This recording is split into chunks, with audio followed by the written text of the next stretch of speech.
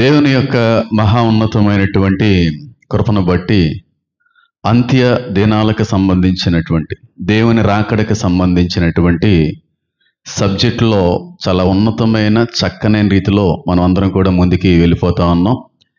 మనం ఉన్నది అంత్య దినాల్లో ఉన్నాం, ఆఖరి దినాల్లో ఉన్నాం, చివరి దినాల్లో ఉన్నాం. కాబట్టి వీలైనంత త్వరగా మనం మేలుకొని దేవుని యొక్క దివ్య రాకడ కొరకు మనతో పాటుగా అనేక మందిని సిద్ధపరచాలి అనేటువంటి ఆలోచనలో మనం ముందుకు వెళ్ళిపోతూ ఉన్నాం. అయితే ఈ ధ్యానాల్లో ఈ అంత్య దినాలకు సంబంధించినటువంటి అంశ పరిశీలనలో మొట్టమొదటిగా ఆది సంఘం గురించి మాట్లాడుకున్నాం. అలాగే బైబిల్ అంటే ఏంటో తెలుసుకోవడానికి ప్రయత్నం అయితే చేసాం. తర్వాత సంఘం ఎప్పుడు ఎత్తబడుతుంది, రాకడ రహస్య రాకడ గురించినటువంటి పరిశీలన కూడా చేసాం. ఈ రోజున ఒక అద్భుతమైనటువంటి విషయం మీద పరిశీలించబోతా ఉన్నాను. మీరు నమ్మండి నమ్మకపోండి, మీ ఆత్మనేత్రాల కంటే కూడా భౌతిక సంబంధమైన ప్రతి నేత్రము కూడా తెరవబడుతుంది. మీరు ఆశ్చర్యపడక తప్పదని అంటాను.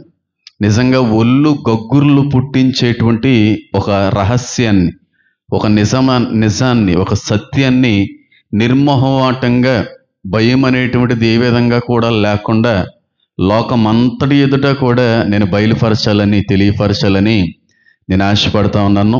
ప్రపంచవ్యాప్తంగా ఉన్నటువంటి అనేక మంది కళ్ళకు పట్టినటువంటి పొరల ముందు తొలగిపోతాయి. చాలామంది ఆశ్చర్యపడతారు, చాలామంది ఆందోళన కూడా చెందుతారు, చాలామంది అయ్యి బాబోయ్ అనేటువంటి మాటను కూడా పలకకుండా ఉండలేరేమో.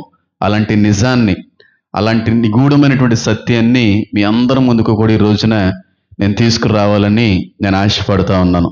కేవలం ఈ రోజు వరకు కూడా ఇట్టి విధంగా నేను వాడబడుతున్నానంటే దాని గల ఏకైక కారణం నా దేవుని యొక్క మహా మహా మహా మహా ఉన్నతమైన కృపే తప్ప ఏ విధంగా కూడా అట్టి జ్ఞానానికి నేను యోగ్యున్నైతే కానీ కాదు. చాలామంది ఫోన్ చేస్తున్నారు, 83 సంవత్సరాలు, 70 సంవత్సరాలు, 80 సంవత్సరాల వయసు కలిగిన వారు సైతం ఫోన్ చేసి, బాబు మీ సందేశం ఎప్పుడు వస్తుంది, మీ సందేశం ఎప్పుడు వస్తుంది అని ఎదురు చూస్తూ ఉంటాం. మేమందరం మీ కొరకు ప్రార్థిస్తున్నాను, నీ కొరకు మరింతగా ప్రార్థిస్తున్నాను అని చెప్తున్నప్పుడు చాలా సంతోషిస్తూ ఉంటాను. అంత పెద్ద వయసు కలిగినటువంటి వృద్ధాప్యంలో ఉన్నటువంటి వృద్ధులు నా కొరకు ఇంతగా ప్రార్థిస్తున్నారా అని చెప్పి దేవుణ్ణి స్తుతించకుండా అయితే ఉండలేకపోతా ఉన్నాను. అయితే ఆలస్యమైనటువంటిది ఎంత మాత్రమో కూడా నేను చెయ్యను. కానీ ఈరోజు నాకు అద్భుతమైనటువంటి మర్మం అనేటువంటి మాట కంటే కూడా ఒక అద్భుతమైనటువంటి సత్యాన్ని మీ అందరితో కూడా నేను పంచుకోవడానికి నిజంగానే ఇష్టపడతా ఉన్నాను. ఈ రోజు మొదలు మనం ప్రకటన గ్రంథాన్ని ప్రారంభించబోతా ఉన్నాం. ప్రకటన గ్రంథం యొక్క లేఖనాల్ని పరిశీలించబోతా ఉన్నాం. అయితే ప్రకటన గ్రంథం అంటే ఏంటి, ప్రకటన గ్రంథాన్ని మనం ఎలా అర్థం చేసుకోవాలి, ఎలా చదివితే మనకు అద్భుతంగా అర్థమవుతుంది అనేటువంటి ఒక చిన్న మాటని తెలియపరిచి ముందుకు వెళ్ళిపోవడానికి ప్రయత్నం అయితే చేస్తాను. జాగ్రత్తగా గమనించండి. ప్రకటన గ్రంథం 22 అధ్యాయాల యొక్క సమకూడలి. ప్రకటన గ్రంథము అని అనగా ప్రవచన గ్రంథము. ఒకప్పుడు దీని పేరు ప్రకటన అని ఉండేది కాదు, ప్రవచన గ్రంథము. రివిలేషన్, యేసుక్రీస్తు ప్రభు వారు మనకిచ్చినటువంటి రివిలేషన్, రివీల్ అన్నమాట. లేదంటే మనకు బయలుపరిచినటువంటి విషయాలన్నీ కూడా దానిలో రాయబడ్డాయి. ప్రకటన గ్రంథం అంతా కూడా అంత్య దినాల్లో జరిగేటువంటి విషయాల గురించినటువంటివి రాయించడానికి దేవుడు ఇష్టపడ్డాడు. అంటే దేవుని యొక్క రాకడకు ముందు, రాకడ తర్వాత జరిగే ప్రతి విషయాన్ని కూడా చాలా క్షుణ్ణంగా ఇక్కడ భద్రపరచడానికి దేవుడు చాలా ఇష్టపడ్డాడనేటువంటి విషయాలు ఆ మాటలు బట్టి మనకు అర్థమవుతూ ఉన్నాయి. కాబట్టి ప్రకటన గ్రంథాన్ని బాగా అర్థం చేసుకోవాలంటే మొదటగా ప్రకటన గ్రంథంలో ఉన్నటువంటి భాగాలను విభజించాలి. ప్రకటన గ్రంథం 22 అధ్యాయాలు. 22 అధ్యాయాలు కూడా 7 భాగాలు చేయాలంటాను నేను. 7 కాకపోతే 10 అన్నా చేయొచ్చు. అంటే నేను బాగా అర్థం చేసుకున్న దాన్ని బట్టి ఒక 7 భాగాలుగా కానీ దీన్ని విభజించి మనం చదవగలిగితే చాలా బాగా అర్థమైపోద్ది. ఇంకా బాగా అర్థమయ్యడానికి చెప్తాను చూడండి. ప్రకటన గ్రంథం 22 అధ్యాయాల్లో మొట్టమొదటి అధ్యాయం యేసుక్రీస్తు ప్రభు వారి యొక్క పోలికలన్నీ కనబడతా ఉన్నాయి. యేసుక్రీస్తు ప్రభువారు పరలోకంలో ఎలా కనబడతారో, ఆయన భూలోకానికి వచ్చేటువంటి సమయంలో ఆయన స్వారూప్యం ఏ విధంగా ఉంటుంది అనేటువంటిది యేసయ్య యొక్క పోలికలన్నీ మొదటి అధ్యాయంలో కనబడతా ఉంటాయి. 2, 3 అధ్యాయులన్నీ కూడా యేసయ్య భూమి మీద ఉన్నటువంటి సంఘాలకు రాసినటువంటి ఉత్తరాలు. మొదటి అధ్యాయం అంతా కూడా యేసయ్య యొక్క పోలికలు, 2, 3 అధ్యాయులేమో భూమి మీద ఉన్నటువంటి క్రైస్తవ సంఘాలకి యేసయ్య రాసినటువంటి ఉత్తరాలు. 4, 5 అధ్యాయులు యేసయ్య ప్రస్తుతం పరలోకంలో ఏం చేస్తున్నాడు, పరలోకంలో ఆయన యొక్క పని ఏంటి, ఆయన చేసేటువంటి పరిస్థితులు ఏ విధంగా ఉన్నాయి, పరలోకంలో యొక్క స్వరూపం, చాలా విషయాలు 4, 5 అధ్యాయాల్లో కనబడతా ఉంటాయి. మొదటి అధ్యాయం క్రీస్తు పోలిక, 2, 3 అధ్యాయాలు సంఘాలకి ఉత్తరాలు, 4, 5 పరలోకంలో దేవుడు చేస్తున్నటువంటి క్రియ లేదంటే పని. 6 నుండి 18 అధ్యాయాలు కూడా భూమి మీద జరిగేటువంటి 7 సంవత్సరాల శ్రమకాలం గురించినటువంటి ప్రస్తావన రాయబడింది. చెప్పండి, 6 నుండి 18 అధ్యాయాలు, ఇది 4వ భాగం. 6 నుండి 18 అధ్యాయాలు భూమి మీద 7 సంవత్సరాల శ్రమకాలంలో భూమి మీద జరిగేటువంటి పరిస్థితులన్నీ కూడా ఏ విధంగా ఉంటాయనేటువంటిది 6 నుంచి 18 అధ్యాయాల గురించినటువంటి పరిశీలనలో కనబడుతుంది. ఈ 6 నుండి 18 అధ్యాయాలు చదువుతున్నప్పుడే ఎవరికైనా భయం వేస్తుంది, ఎందుకంటే అంత భయంకరమైనటువంటి సన్నివేశాలు 6 నుంచి 18 కనబడతా ఉంటాయి. ఒక మాటలో చెప్పాలంటే 7 సంవత్సరాల శ్రమకాలం గురించి 6 నుండి 18 అధ్యాయాలు ప్రస్తావిస్తూ ఉన్నాయి. ఎన్ని భాగాలు అయినప్పటికీ చెప్పాలి, 4 భాగాలైనవి. 19వ అధ్యాయం యేసుక్రీస్తు ప్రభు వారి యొక్క 2వ రాకడ గురించినటువంటి విషయాలు రాయబడ్డాయి. 19వ అధ్యాయం అంతా కూడా యేసయ్య భూమి మీదకి వచ్చేటువంటి 2వ రాకడ గురించినటువంటి మాటలన్నీ కూడా 19వ అధ్యాయంలో కనబడతా ఉన్నాయి. 20వ అధ్యాయం అంతా కూడా సాతాను యొక్క అంతం కనబడతా ఉంటుంది, సాతాను యొక్క అంతం కనబడతా ఉంటుంది. 21, 22 నిత్య జీవంలో మనం ఏం చేస్తాం, నూతన యెరూషలేము గురించినటువంటి ప్రస్తావన కనబడతా ఉంటుంది. అంటే వచ్చేటువంటి నూతన యుగం గురించినటువంటి ప్రారంభ మాటలన్నీ కూడా లేదంటే పరిచయం చేసే మాటలన్నీ కూడా అక్కడితో రాసి ముగించేశాడు. అసలు పూర్తిగా దాని గురించి దేవుడు ప్రస్తావించడానికి ఇష్టపడలేదు. నూతన యెరూషలేము యొక్క పరిచయం ఈ విధంగా ఉంటుంది, ఈ విధంగా ఉంటుందని కొంచెం ఒక ఆలోచనలో మనం వెళ్ళడానికి మనకు అలా పరిచయం చేసి వదిలేశాడు. 21 నుండి 22 అధ్యాయాలు ఇది ప్రకటన గ్రంథం అంటే.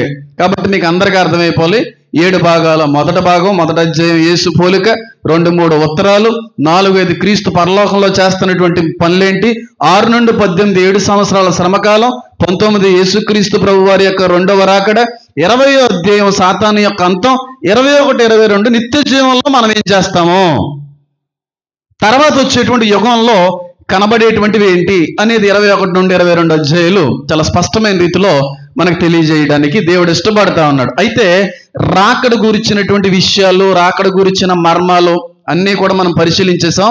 ఇంకా దాని మీద లోతుగా పరిశీలించాలంటే, ఇంకా లోతుగా ఆ సబ్జెక్ట్ను వెలికితీయాలంటే చాలా చాలా చాలా చాలా సమయం పడుతుంది.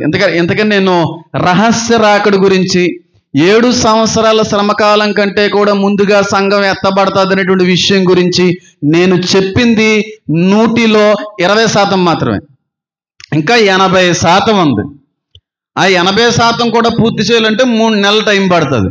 కాబట్టి జస్ట్ 20% మాత్రమే చెప్పాను. ఒక నమ్మకం మనకి కుదరడానికి, ఒక విశ్వాసం మనకు కలగడానికి, శ్రమకాలంలో ఏ విధంగా కూడా సంఘం ఉండబోదు అనేటువంటి ఆలోచనలోకి మనం రావడానికి ఒక ప్రత్యేకమైనటువంటి ధైర్యము, ఆదరణ ప్రతి క్రైస్తవుడు కూడా పొందుకోవడం కొరకే శ్రమల కంటే ముందుగా చెప్పండి రహస్య రాకడ జరుగుతుంది అనేటువంటి ఒక వివరణ అనేటువంటిది ఇవ్వడం జరిగింది. అవునంటారా కాదంటారా? ఆ దినము పాప పురుషుడు బయలుపరచబడితేనే కానీ ఆ దినము రాదు అని బైబిల్లో రాయబడింది. అంటే యాంటీ క్రైస్ట్ అనేటువంటి వాడు లోకానికి పరిచయం అయితే కానీ చెప్పండి ఆ దినం రాదు. ఏ దినం రాదు? రహస్య రాకడ గురించిన దినం కాదు. ఆయన పరిచయం అయిన తర్వాత శ్రమ దినాల ప్రారంభం గురించి మాట్లాడుతున్నాడు ఆయన. కాబట్టి ఈరోజు నేను మాట్లాడాలి అని అనుకుంటున్నటువంటిది రహస్య రాకడ. మన విశ్వాసాన్ని బట్టి, మన అభిప్రాయాన్ని బట్టి శ్రమల కంటే కూడా ముందుగానే సంఘం ఎత్తబడితే ఆ ఎత్తబడేటువంటి సమయానికి, ఎత్తబడినటువంటి సమయం తర్వాత నుంచి మొట్టమొదటగా కనబడేటువంటి విషయం ఏంటంటే అంత్యక్రీస్తు యొక్క ఆగమనము, క్రీస్తు విరోధి యొక్క ఎంట్రన్స్ కనబడుతుంది. బహుశా ఆ వ్యక్తి బయలుపరచబడిన తర్వాత కూడా మనం ఉండొచ్చు, ఆయన చూడొచ్చు కూడా, కానీ శ్రమకాలం మొదలవదు. ఆ వ్యక్తి బయలుపరచబడిన తర్వాత మాత్రమే ఆ దినము వస్తుందని వాక్యం సెలవేస్తాం. అంటే 7 సంవత్సరాల శ్రమకాలం అనేటువంటి ప్రారంభ దినం గురించి, ఆ దినం కంటే కూడా మనం రహస్య రాకుల్లో ఎత్తబడేటువంటి అవకాశం ఉందని చెప్పడం కూడా జరిగింది. కాబట్టి ఇది జరిగిన మరుక్షణమే 7 సంవత్సరాల శ్రమకాలం ప్రారంభ గడియలోనే ఒక వ్యక్తి మనకు పరిచయం అవ్వాలి. లోకం అంతటికీ కూడా కనుపరచబడాలి, లోకం అంతటి ఎదుట కూడా ఆ వ్యక్తి బయలుపరచబడాలి.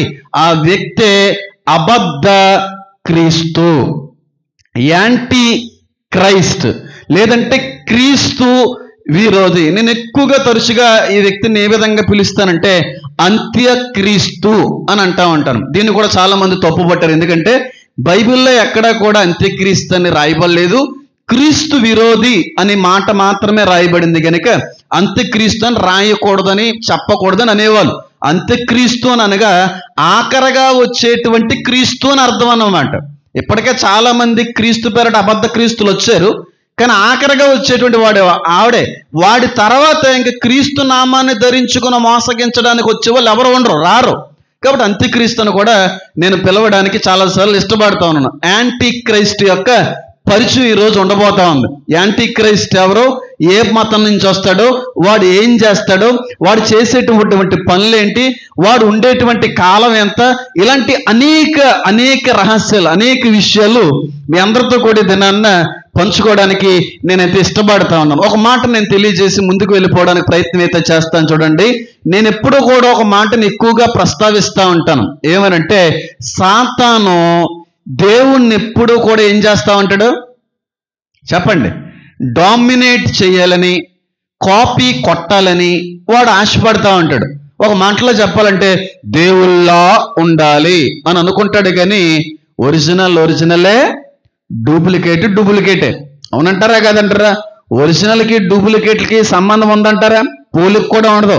పైకి అలా కనబడొచ్చు, కానీ ఏ విధంగా కూడా సరిపోలరు అని అంటాను.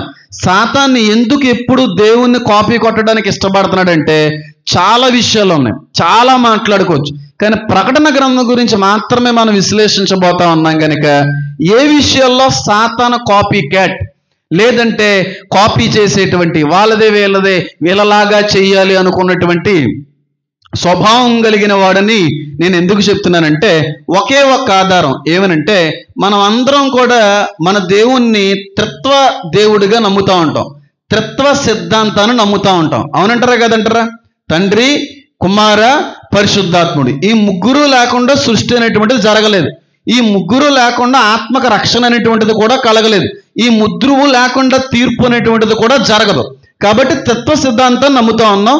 ఈ తత్వాన్ని చాలా మంది చాలా విధాలుగా చెప్పుకొని వెళ్ళారు, కానీ ముందు రోజుల్లో చాలా స్పష్టంగా, చాలా అద్భుతంగా తత్వ సిద్ధాంతాన్ని వివరించడానికి కూడా దేవుడు ప్రేరేపించాడు. అయితే మనం తత్వ సిద్ధాంతాన్ని నమ్ముతున్నాం. అంటే తండ్రి, కుమార, పరిశుద్ధాత్ముడు సేమ్ అదే సాతాను కూడా ఫాలో అవడానికి ఇష్టపడతా ఉంటాడు. వాడికి కూడా త్రిత్వం అనేటువంటిది ఉంది. ఎలాగో చెప్తాను చూడండి. అంటే దేవుళ్ళలాగే ఫీల్ అవుతుంటాడు ఎప్పుడు కూడా, దేవుళ్ళలాగే ఫాలో అయిపోతాం, దేవుళ్ళలాగే చేసేద్దాం అనుకుంటారు. కానీ ఏదో సామెత ఉంటుంది చూడండి, నక్కకేనే ఏదో అన్నట్టుగా ఆ టైప్ ఉంటుంది. అంటే ఆ మాట పలకడం నాకు ఇష్టం లేదు, గుర్తొచ్చింది చెప్తున్నాను అన్నమాట. ఏ విధంగా కూడా సాధ్యమైనటువంటిది కాదు. అందుకే కాపీయింగ్ ఈజ్ పూర్తిగా రివర్స్ అన్నమాట, బైబిల్కి విరుద్ధమైనటువంటిది. దేవుడు మాత్రమే, అది కూడా క్రైస్తవులు నన్ను వెంబడించమన్నాడు, ఫాలో మీ అన్నాడు అంతే. అయితే ఇక్కడ కాపీ క్యాట్ అని దేవుళ్ళలాగా చెయ్యాలనుకుంటున్నాడని మనకి ఎక్కడ అర్థమవుతుందంటే, మన దేవుళ్ళు ఎలాగైతే త్రిత్వం అనేటువంటిది కనబడుతుందో సాతానులో కూడా త్రిత్వం కనబడతా ఉంది. సాతానులో కూడా త్రిత్వం కనబడుతున్నాడు. సాతాను అంత్యక్రీస్తు, క్రీస్తు విరోధి, వీడు కూడా త్రిత్వం అమలు చేసుకోవడానికి ఇష్టపడుతున్నాడు. సాతానేమో తండ్రి, అంత్యక్రీస్తు ఏమో చెప్పండి కుమారుడు, అబద్ధ ప్రవక్త వస్తున్నాడు చూడండి, వాడు మూడో వ్యక్తి అన్నమాట. పరిశుద్ధాత్ముడు యేసుక్రీస్తు ప్రభువు వారు నిజమైన దేవుడని ఒప్పింపజేస్తూ ఉంటాడు. ప్రతి మనిషిని కూడా దేవుని వైపుగా నడిపింపజేస్తూ ఉంటాడు. క్రీస్తు నామంలో రక్షించడానికి వాడు ఉత్సాహపరుస్తూ ఉంటాడు. ఇక్కడ మూడవ వ్యక్తి అయినటువంటి సాతాను నుంచి మూడవ వ్యక్తి అయినటువంటి ఈ అబద్ధ ప్రవక్త యాంటీ క్రైస్టే దేవుడని చెప్పి ఒప్పింపచేస్తూ ఉంటాడు ప్రకటన గ్రంథంలో. కాబట్టి క్రీస్తు విరోధికి మూడో పాత్ర ఇవ్వడం జరిగింది. కాబట్టి దేవుళ్ళలాగే కాపీ కొడదాం అనుకుంటాడు, దేవుళ్ళలాగే చేసేద్దాం అనుకుంటాడు. దేవుళ్ళు ఎలాగైతే త్రిత్వం కనబడుతుందో వీళ్ళలో కూడా త్రిత్వ సిద్ధాంతాన్ని ఏర్పరచుకున్నాడు. సాతాను, యాంటీ క్రైస్టు, క్రీస్తు విరోధి, ఈ ముగ్గురు ప్రస్తావన ప్రకటన గ్రంథంలో ఉంటుంది. ఈ ముగ్గురు కనబడతారు మనకి. సాతాను కనబడతాడు, క్రీస్తు విరోధి అబద్ధ క్రీస్తు కనబడతాడు. మూడో వ్యక్తి అబద్ధ ప్రవక్త. అంటే లోకంలో ఉన్న ప్రతి మనిషిని కూడా యాంటీ క్రైస్టే దేవుడు, ఈ క్రీస్తు విరోధే దేవుడు అని ఒప్పింపజేస్తూ ఉంటాడు. ఏ విధంగా? బలవంతంగా. పరిశుద్ధాత్ముడు బలవంతంగా ఒప్పింప చేయడు. ఒప్పింప చేస్తాడు ఉందా బైబిల్లో ఎక్కడన్నా? ఎక్కడ లేదు. నీ హృదయంలో నువ్వు స్థానం ఇస్తేనే వస్తున్నాడు. తలుపు బయటే ఉన్నాను, నేను అనుకుంటే తలుపు బ్రద్దలు కొట్టుకొని రాగలను, కానీ తలుపు బ్రద్దలు కొట్టుకొని రాను నేను. నువ్వు తీస్తేనే వస్తాను నేను. కానీ ఇక్కడ అబద్ధ ప్రవక్త ఆ విధంగా ఉండదు, బలవంతంగా మత మార్పిడి చేస్తూ ఉంటాడు. ఓ మాట చెప్తున్నాను చూడండి, 7 సంవత్సరాల శ్రమకాలంలో బలవంతపు మత మార్పిడి జరుగుతుంది. రెండవ 3.5 సంవత్సరాల నుంచి మతాన్ని మార్చడానికి సాతాను ప్రయత్నిస్తూ ఉంటాడు. ఇప్పటి వరకు చాలా మంది క్రైస్తవ విరోధ శక్తులన్నీ కూడా, క్రైస్తవ వ్యతిరేకులందరూ కూడా మనల్ని మతం మార్చేశారు, బలవంతంగా మతం మారుస్తున్నా అన్నారు. వాస్తవానికి బలవంతంగా మత మార్పిడి ఎప్పుడు జరగలేదు. 7 సంవత్సరాల శ్రమకాలంలోనే బలవంతపు మత మార్పిడి జరుగుతుంది. మీరు నమ్మండి నమ్మకపోండి, ఏ మతంలోకి బలవంతంగా మనిషిని రప్పింప చేస్తారో ఆ విషయాన్ని ఈరోజు ప్రస్తావించబోతున్నాను. ఎవరేమనుకున్నా పర్లేదు, ఎవరికి నేను విరోధైపోయినా పర్లేదు, ఉన్న సత్యాన్ని మాత్రం నేను ఖచ్చితంగా చెప్పకుండా అయితే ఉండలేను. పరిశుద్ధాత్ముడికి అబద్ధ ప్రవక్తకి తేడా ఉందా లేదా? చేసేటువంటి ఉద్దేశం ఒకటే. యేసుని దేవుడికి ఒప్పింప చేసేది పరిశుద్ధాత్ముడు. అంటే మనకి ఇష్టం ఉంటేనే, మనం ఆయనకి ఛాన్స్ ఇస్తేనే. కానీ ఇక్కడ అబద్ధ ప్రవక్త యాంటీ క్రైస్ట్ని దేవుడికి ఒప్పింప చేయడానికి స్వాతంత్రత ఇవ్వడు, బలవంతంగా చేస్తాడు. ఆఖరి 3.5 సంవత్సరాల్లో ప్రపంచవ్యాప్తంగా బలవంతపు మత మార్పిడి జరగబోతుంది. ఇదంతా కూడా తర్వాత రోజుల్లో నేను మాట్లాడడానికి ప్రయత్నం అయితే చేస్తాను. కానీ అసలు యాంటీ క్రైస్ట్ ఎవరు? క్రీస్తు విరోధి అనేటువంటి పేరు ఆ వ్యక్తికి ఎందుకు వచ్చింది? వాడు వచ్చి ఏం చేస్తాడు? అసలు ఎక్కడి నుంచి వస్తాడు? వారు ఏ మతానికి సంబంధించిన వాడై ఉంటాడు? వీడి యొక్క రాక కోసం ఎంతమంది ఎదురు చూస్తున్నారు? వీడి రాక కోసం ఏ మతాలు ఎదురు చూస్తున్నాయి అని ఆలోచన చేస్తే యాంటీ క్రైస్ట్ యొక్క రాక కోసం 3 ఎదురు చూస్తున్నారు. మీరు నమ్మండి నమ్మకపోండి, వాళ్ళకు కూడా తెలియదు. మొట్టమొదటిగా యూదులు ఎదురు చూస్తున్నటువంటి మెస్సయ్య అబద్ధ క్రీస్తు. యూదులు మెస్సయ్య వస్తాడు, యేసు మెస్సయ్య కాదు, ఆయన ప్రవక్త, నిజమైన మెస్సయ్య రావలసిన కాలం ఉంది అని చెప్పి ఎదురు చూస్తుంటారు. కానీ నిజమైన మెస్సయ్య రాడు, అబద్ధ మెస్సయ్య వస్తాడు, వీళ్ళందరూ మోసగించబడతారు. రెండో మతం ఇస్లాం ఎదురు చూస్తుంది. ముస్లిమ్స్ కూడా యేసుక్రీస్తు ప్రభు వారి యొక్క రెండవ రాకడ కొరకు ఎదురు చూస్తున్నారు. ఆయనే మెస్సయ్య అని చెప్పి వాళ్ళ విశ్వాసాన్ని బట్టి వాళ్ళు ఎదురు చూస్తున్నారు. వాళ్ళందరూ కూడా ఆ వ్యక్తిని వెంబడిస్తారు. ఆ వ్యక్తి చేతిలో మోసగించబడేది మాత్రం యూదులు. హిందువులు ఎదురు చూస్తున్నారండి. మరి హైందువులు ఎదురు చూసేటువంటి కల్కి కూడా వీడే. కలికాలం అంటారు చూడండి, కలి ఏలేటువంటి కాలం అని. కాబట్టి చాలా మతాల్ని చాలా ఈజీగా వాడు మ్యానిపులేట్ చేసేస్తాడు, మోసగిస్తాడు. వాడు ఆది నుంచి కూడా ఏమై ఉన్నాడన్నది బైబిల్లో? అబద్ధికుడు, మోసగాడు. మన సహోదరుల మీద ఏం మోపాడు? నేరములు మోపువాడే ఉన్నాడు. ఇన్ని పేర్లు ఉన్నాయి సాతానికి. వాడి ప్రస్తావన ఎక్కడ మొదలైంది అంటే ప్రకటన గ్రంథం 6వ అధ్యాయం నుండి వాడి యొక్క పరిచయం మొదలవుతూ ఉంది. యాంటీ క్రైస్ట్ యొక్క పరిచయం. యాంటీ క్రైస్ట్ యొక్క పరిచయం అంటే 7 సంవత్సరాల శ్రమకాలానికి ముందుగానే ఈ వ్యక్తి బయలుపరచబడతాడు. ఈ రోజున ప్రకటన గ్రంథం 6వ అధ్యాయానికని ప్రధానమైన ప్రాముఖ్యమైనటువంటి అంశంగా కానీ మనం తీసుకున్నట్టయితే క్రీస్తు విరోధి, అంత్యక్రీస్తు లేదంటే యాంటీ క్రైస్ట్ యొక్క పరిచయం ఏ విధంగా ఉంటుంది, వాడిని ఎలా పోల్చడానికి దేవుడు ఇష్టపడ్డాడో, వాడు భూలోకంలోకి వాడంతట వాడుగా బయలుపరచడానికి వచ్చే సమయంలో, పరిచయం చేసుకునేటువంటి సమయంలో, బయలుపడేటువంటి సమయంలో ఏం జరగబోతుందని అనేక విషయాలు ఇక్కడి నుంచి ఒక 4 వారాలు మాట్లాడతాను. 4 వారాలు కూడా అంత్యక్రీస్తు గూర్చినటువంటి పరిశీలన చేయబోతున్నాం. వీడి పరిశీలన, వీడి పరిచయం, వీడి ఎంట్రన్స్ ఎక్కడ ఉంటుందంటే చెప్పండి, ప్రకటన గ్రంథం 6వ అధ్యాయం. నేను చదువుతున్నాను, జాగ్రత్తగా గమనించడానికి మీరు ప్రయత్నం అయితే చేయండి. ప్రకటన గ్రంథము 6వ అధ్యాయము 1వ వచనం నుండి 2 వచనాలు చదివే ప్రయత్నం చేస్తాను. ఆ గొర్రె పిల్ల ఆ 7 ముద్రల్లో మొదటి దానిని విప్పినప్పుడు నేను చూడగా ఆ 4 జీవులలో ఒకటి రమ్ము అని ఉరుము వంటి స్వరముతో చెప్పుట వింటిని. మరియు నేను చూస్తుండగానే ఇదిగో ఒక తెల్లని గుర్రము కనబడెను, దాని మీద ఒకడు విల్లు పట్టుకుని కూర్చుండి ఉండెను, అతనికి ఒక కిరీటము ఇయ్యబడెను. అతడు జయించుటకు ఏం చేయబడ్డాడంట, బయలు వెళ్ళెను అనేటువంటి మాట కనబడుతూ ఉంది. ఒకడు తెల్లటి గుర్రం మీద కూర్చుండెను, వాడికి ఒక కిరీటము కూడా ఇవ్వబడెను. వాడి చేతిలో ఏముంది, ఎక్కి పెట్టినటువంటి విల్లుంది అనే మాట కనబడుతుంది. అంటే యేసుక్రీస్తు ప్రభువు వారు పరలోకంలో మొట్టమొదటగా ముద్ర విప్పిన తర్వాత భూలోకంలో వాడి పరిచయం మొదలవుద్ది. ఆయన ఆ ముద్రను విప్పకుండా వాడంతటగా వాడు బయలుపరచడానికి అవకాశం లేదు. నీకు అర్థమవుతుందో లేదో?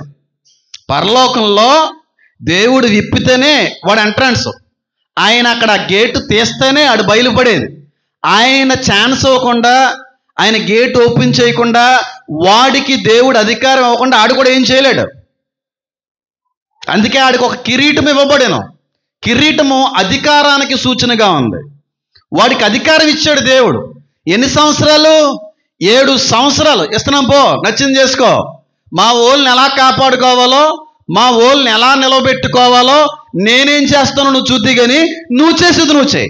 నా జనాంగాన్ని పాడు చేయాలనుకున్నావు కదా, పేరు పెట్టి పిలుచుకున్నటువంటి నా స్వకీయ జనాంగాన్ని నాశనం చేయాలనేటువంటి బెట్టేసావు కదా, చూసుకోవచ్చు.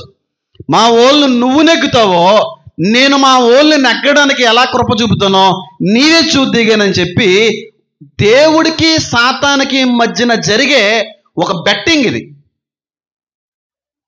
యూదుల్ని నాశనం చేయాలి అనేటువంటిది సాతాను యొక్క ఆలోచన. నేను వాళ్ళని అందరినీ నా వైపు తిప్పుకుంటాను చూద్దిగానని బెట్టేశాడు. ఎవరు? సాతాను. దేవుడి దగ్గర బెట్టేసే అవకాశం ఉందా లేదా? యోబు దగ్గర వెళ్ళి బెట్టేశాడా? అది ఒకటే బెట్టింగ్ కనబడదు, ఇంకా చాలా బెట్టింగ్లు చేశాడు. చాలా బెట్టింగ్లు వేసాడు. ఒక మాట బాగా చెప్తున్నాం, బాగా గుర్తుపెట్టుకోండి. ఒక ఆత్మ దేవుడికి మాత్రమే కాదు, సాతాను కూడా ఆ ఆత్మ కోసం ఎంతగా పోరాడేది. మన ఆత్మ దేవుడు కావాలని కోరుకుంటున్నాడు, సాతాను కావాలని కోరుకుంటున్నాడు. దేవుడేమో ఆత్మను రక్షించడానికి, అదే ఆత్మను నాశనం చేయడానికి సాతాను. ఈ ఆత్మ ఇద్దరికే కావాలి. ఎంతమందికి అర్థమవుతుంది? ఈ ఆత్మ ఇద్దరికీ కావాలి. అదే పోరాటం, 7 సంవత్సరాల పోరాటం. ఈ ఆత్మ నాకు కావాలని సాతాను పోరాటం, ఈ ఆత్మ నేను కలుగు చేసింది, నేను సృష్టించింది, వీళ్ళని కాపాడుకోవాలని దేవుడి ఉద్దేశం. ఈ పందుల్లో 7 సంవత్సరాల శ్రమకాలంలో యూదులు కాపాడుకుంటానని నిలవబడతారని దేవుడు యొక్క ఆశ, నమ్మకం, విశ్వాసం.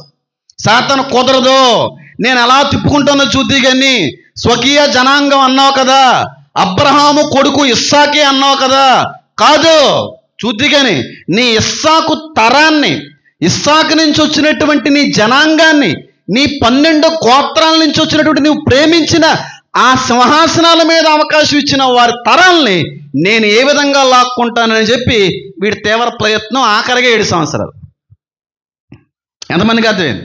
కాబట్టి యాంటీ క్రైస్ట్ అనేటువంటి వాడు భూమి మీద మనకి అందరికీ కూడా పడాలి అంటే యేసయ్య ఆ మొట్టమొదటి ముద్రని విప్పాలి. వాడు ఎలా కనబడుతున్నాడు? అక్కడ తెల్లటి గుర్రం మీద వస్తున్నట్టుగా కనబడుతున్నారు. చాలామంది వాక్య అవగాహన లేక, చాలామంది బోధకులు తప్పుగా చెప్పేటువంటి కారణాలను బట్టి ఈ 6వ అధ్యాయం మొదటి 2 వచనంలో కనబడేటువంటి తెల్లటి గుర్రం మీద వచ్చే వ్యక్తి యేసయ్యా అని అనుకుంటా ఉంటారు. కాదు. ఎందుకంటే 19వ అధ్యాయంలో కూడా తెల్లటి గుర్రం మీద వస్తున్నాడు యేసయ్య. ఆయన నిజమైన యేసయ్య, రాజులకు రాజును ప్రభువులకు ప్రభువునై ఉన్నవాడని చెప్పి తొడ మీద సైతం ఆ పేర్లన్నీ రాయబడి. తొడ మీద ఎందుకు రాశారంటే అది మాట్లాడుకునే అవకాశం వచ్చినప్పుడు మాట్లాడదాం. ఆయన సర్వ సమూహాన్ని కూడా, పరిశుద్ధుల సమూహం అంతటిని కూడా తీసుకొని భూమి మీదకు అడుగు పెట్టేటువంటిది 19వ అధ్యాయం. అప్పుడు కూడా వేసే తెల్లటి గుర్రం మీద వస్తున్నాడా లేదా? ఇక్కడ 6వ అధ్యాయంలో కనబడేటువంటి వ్యక్తి, తెల్లటి గుర్రం మీద వచ్చే వ్యక్తి యేసయ్య కాదు, యేసులా కనబడేటువంటి అబద్ధ యేసయ్య, అబద్ధ క్రీస్తు విరోధం అన్నమాట. కాబట్టి 6వ అధ్యాయంలో కనబడేటువంటి వ్యక్తి 19వ అధ్యాయంలో కనబడే వ్యక్తి యేసయ్య అనుకోవడం ప్రమాదం. 6వ అధ్యాయంలో కనబడేటువంటి ఆ తెల్లటి గుర్రం మీద వచ్చే వ్యక్తి అబద్ధ క్రీస్తు, అంటే క్రీస్తు వలె కనబడతాడన్నమాట. ఒక మాట చెప్పాలంటే యేసయ్య ఈ 33 సంవత్సరాలు 4 నెలల్లో ఏ విధంగా అయితే బ్రతికి, ఏ విధంగా అయితే చేశాడో అంతకంటే ఎక్కువ చేస్తాడు ఈ వ్యక్తి. యేసయ్యకి మించిన సూచక్రియలు చేస్తాడు, యేసయ్యకి మించిన అద్భుతాలు చేస్తాడు, యేసయ్యకి మించిన అద్భుతమైన మాటలు పలుకుతాడు. ఇంకా యేసయ్య కూడా అంత చేసి ఉండేమో అంతకంటే ఎక్కువ చేస్తాడు యాంటీ క్రైస్ట్. అప్పుడే యూదులు నమ్ముతారు నిజమైన మెస్సయ్య అని. అంత పుణ్యాత్ముడిలాగా, అంత పరిశుద్ధుల్లాగా, అంత దైవ ఆది సంభూతుల్లాగా కనబడతాడు. కానీ యేసయ్య కాదు, యేసయ్యలా నటిస్తాడు. ఎన్ని సంవత్సరాలు నటిస్తాడు? మొదటి 3.5 సంవత్సరాలే. తర్వాత ఆయన చంపేస్తారు. తర్వాత నుంచి వేరే విధంగా అది మాట్లాడుకుందాం తర్వాత. అయితే తెల్లటి గుర్రం మీద వచ్చేటువంటి వ్యక్తి ఏ విధంగా ఉన్నాడనంటే చాలా క్లియర్గా లేఖనాలు సెలవిస్తున్నాయి. ఒక కిరీటము వాడికి ఏం చేయబడింది? ఇవ్వబడింది. రెండవదిగా ఎక్కి పెట్టినటువంటి విల్లు కూడా కనబడుతుంది. ఉందా లేదా? ఆ మాటను ఒకసారి చదివే ప్రయత్నం చేయండి. దాని మీద ఒకడు విల్లు పట్టుకొని కూర్చుండి ఉండేను. కత్తనుందా? విల్లనుందా? కత్తనుందా? విల్లనుందా? చెప్పాలి, గట్టిగా చెప్పండి. ఎందుకు విల్లు పట్టుకున్నాడు? ఎందుకు కత్తి పట్టుకోలేదు? కత్తి పట్టుకున్నాడంటే డైరెక్ట్గా ధైర్యంగా ఎదురాడేటువంటి వాడు కత్తి పట్టుకుంటాడు. దొంగ దెబ్బ తీసేవాడు కత్తి పట్టుకోడు. ఏం పట్టుకుంటాడు?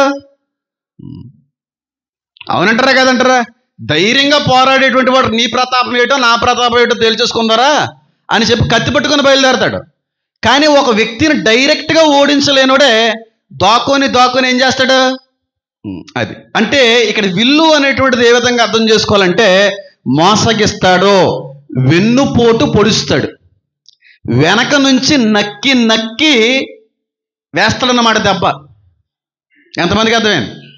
అది భరిస్తాడు. ఆడి క్వాలిటీ ఆ విధమైందన్నమాట. మోసగిస్తాడు. ఎవరిని మోసగిస్తాడు? యూదులను మోసగిస్తాడు, వెన్నుపోటు పొడుస్తాడు, యూదులకి సహకరిస్తున్నట్టుగా, యూదులకి ఏదో మేలు చేస్తున్నట్టుగా, యూదులు నిజంగా ప్రేమిస్తున్నట్టుగా, మీరందరూ నా వాళ్ళే అన్నట్టుగా నటిస్తాడో వెన్నుపోటు పొడుస్తాడు. అందుకు అక్కడ విల్లు అనేటువంటిది కూడా దేవుడు అక్కడ నమోదు చేయడానికి ఇది ఒక కారణం. ఇంకా ఇందులో కారణాలు 4-5 ఉన్నాయి, దాని గురించి మాట్లాడు. దొంగ దెబ్బ తీయడానికి వచ్చేటువంటి వ్యక్తి ఈ యాంటీ క్రైస్ట్. యేసులాగే ఉంటాడు, యేసులాగే బ్రతుకుతాడు, యేసులాగే చేస్తాడు, యేసు వంటి మాటలే పలుకుతాడు, అందరినీ మోసగిస్తాడు. యేసులో లేనిది మోసం, వీళ్ళలో ఉండేది మోసం. ఎవరు వెంబడిస్తారు ఈ యాంటీ క్రైస్ట్ని అని అంటే ఈ భూమి మీద ఉన్నటువంటి ఒక మతం ఉంది, ఇస్లాం ఈ వ్యక్తిని వెంబడిస్తుంది. ఎవరు మోసపోతారు ఈ వ్యక్తి చేతిలో? జ్యూస్ మోసపోతారు, యూదులు మోసపోతారు. కానీ ఈ వ్యక్తిని వెంబడించేది మాత్రం ఇస్లాం, ముస్లింలు వెంబడిస్తారు. మోసపోయేది యూదులు. ఒక మాట చెప్తున్నాను, ఎవరు ఏమనుకున్నా ఏం పర్వాలేదు. ముస్లిమ్స్, ఇస్లాం అనేటువంటి మతం ప్రపంచాన్ని ఏలబోతుంది. ప్రపంచం మీద యాక ఆధిపత్యము, యాక అధికారాన్ని చేపట్టబోతుంది. మీరు నమ్మండి, నమ్మకపోండి, వరల్డ్స్ ఫాస్టెస్ట్ గ్రోయింగ్ రిలీజియన్ ఏదన్నా ఈరోజు ఉందంటే ఇస్లాం. ప్రపంచవ్యాప్తంగా అతి వేగంగా విస్తరించబడుతున్న మతం ఏదన్నా ఉందంటే ఇస్లాం. ముస్లిమ్స్ కూడా తెలియదు పాపం, కానీ వాళ్ళు ఎవరిని బాధ పెట్టాలనే ఉద్దేశం నాకు లేదు, మనోభావాల్ని ఇబ్బంది పెట్టాలనే ఉద్దేశం కూడా లేదు. వాళ్ళని సైతం మోసగించేశారు పాపం. వాళ్ళకు కూడా తెలియదు, తెలిసి వచ్చేటువంటి సమయానికి గుండెలు బాదుకుంటారని ఉంది బైబిల్లో. వాళ్ళ నాలుకలు ఖర్చుకుంటారని ఉంది తెలుసా? అదేటి నాలుక ఎప్పుడు ఖర్చుకుంటాం? తప్పు చేసినప్పుడేనా? అయ్యో అంటామా లేదా? అది చేస్తారు వాళ్ళు, గుండెలు బాదుకుంటారు. కానీ ఈ ముస్లిమ్స్ మతం అంతటినీ కూడా వాడు ఆధీనంలోకి లాగేసుకుంటాడు. మోసగించబడతారు పాపం వీళ్ళకి తెలియక. ఈ మతం ప్రపంచాన్ని ఏలబోతా ఉంది. మీరు నమ్మండి, నమ్మకపోండి, fastest growing religion in the entire world ఏదైనా ఉందంటే ఇస్లామే. వాళ్ళందరూ వీడికి సపోర్ట్ చేస్తారు, వీళ్ళందరూ వీడికి మద్దతు పలుకుతారు, వెంబడిస్తారు. యూదులందరూ కూడా వెంబడిస్తారు, కానీ మోసగించబడతారు వాళ్ళు.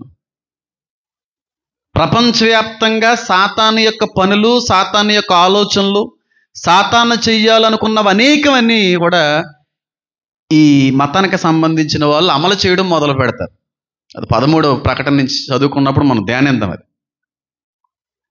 ఎంతమంది నమ్ముతున్నారు ఈ మతం ప్రపంచాన్ని అతి త్వరలో ఏలబోతుందని?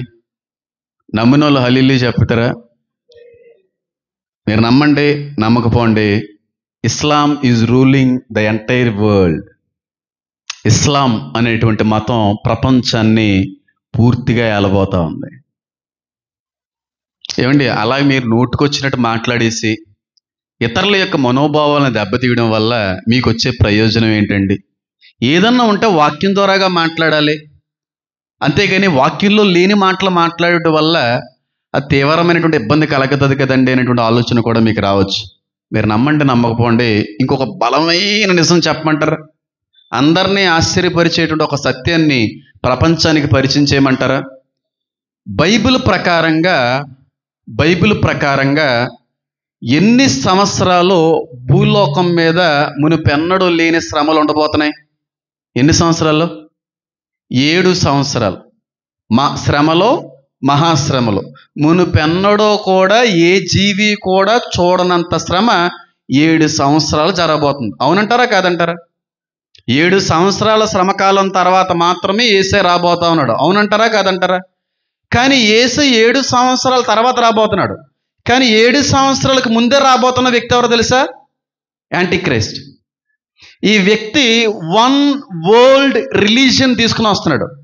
ప్రపంచంలో ఎన్ని మతాలున్నా, ఎన్ని దేవుళ్ళున్నా వాటన్నిటినీ ప్రక్కన పెట్టి దేవుడు ఒక్కడే, ప్రపంచవ్యాప్తంగా ఉన్న ప్రతి మనిషి కూడా ఆరాధించవలసిన దేవుడు ఒక్కడే అనేటువంటి మతాన్ని తీసుకుని రాబోతున్నాడు. One world government, one world religion తీసుకొస్తాడు మొట్టమొదటిగా ఈ వ్యక్తి వచ్చిన తర్వాత. ప్రపంచానికి ఒకటే గవర్నమెంట్, ఒకటే ప్రభుత్వం. ఇప్పుడు దేశానికి ఒక ప్రభుత్వం, అవునా కదా? ఒక్కో దేశానికి ఒక రకమైన ప్రభుత్వం, వాళ్ళకి నచ్చినట్టుగా వాళ్ళు చేసుకుంటున్నారు. కానీ వీడి వచ్చి చేసేటువంటి మొట్టమొదటి పని ఏంటంటే ప్రపంచం అన్ని దేశాల్లో కూడా ఒక్క ప్రభుత్వం చెప్పిన ఆధీనంలోనే నడవాలి.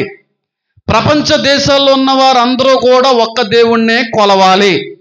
వీడు తీసుకొచ్చేటువంటి 2 ప్రాముఖ్యమైన ప్రధానమైన పనులు, నిర్ణయాలు. 7 సంవత్సరాలు భూమి మీద శ్రమకాలం ఉండబోతుంది అని ఎంతమంది క్రైస్తవులు నమ్ముతున్నారంటే ఇంచుమించు ప్రతి క్రైస్తవుడు నమ్ముతాడు. 7 సంవత్సరాలు భయంకరమైన శ్రమలు ఉండబోతున్నాయి అనేది అందరూ నమ్ముతారు.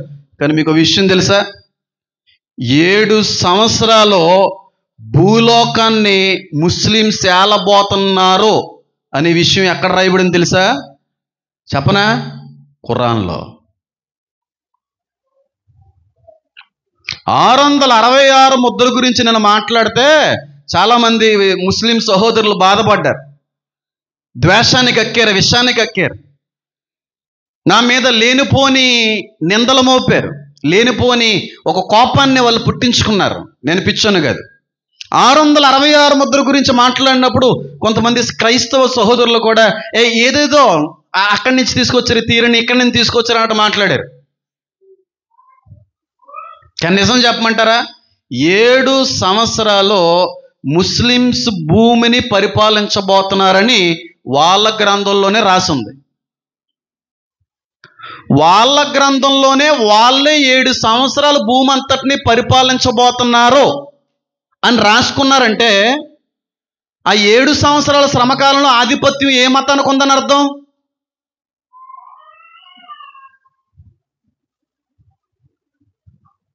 వాళ్ళ గ్రంథాలు చెప్తున్నాయి. ముస్లిమ్స్ అందరూ కూడా ప్రపంచాన్ని 7 సంవత్సరాలు ఏలబోతున్నారు. హదీత్ పుస్తకంలో రాయబడింది క్లియర్గా అది. All Muslims will rule the world for 7 years అని రాశారు. 7 సంవత్సరాలు శ్రమలు, 7 సంవత్సరాలు పాలించిన తర్వాత ఒక తీయటి ఒక సువాసన భరితమైనటువంటి ఒక గాలి వేస్తాది. అప్పుడు అందరూ విశ్రాంతిలోకి ప్రవేశిస్తారని రాసుకున్నారు వాళ్ళ గ్రంథంలో. ఒకవేళ ఈ వీడియో చూస్తున్నటువంటి ముస్లిం సహోదరులు ఎవరైనా ఉంటే, నేను చెప్పేది తప్పు అయితే మీరు ఏదన్నా చేయండి, కానీ నేను చెప్పేది ఒప్పు అయితే ఒకసారి ఆలోచించేయండి. 7 సంవత్సరాలు మనుషులను బాధ పెట్టేటువంటి వారు రాబోతున్నారని బైబిల్ చెప్తుంది. కానీ మీ గ్రంథం ఆ 7 సంవత్సరాలు కూడా భూమిని మేమే పాలించబోతున్నామని మీరు చెప్తున్నారు.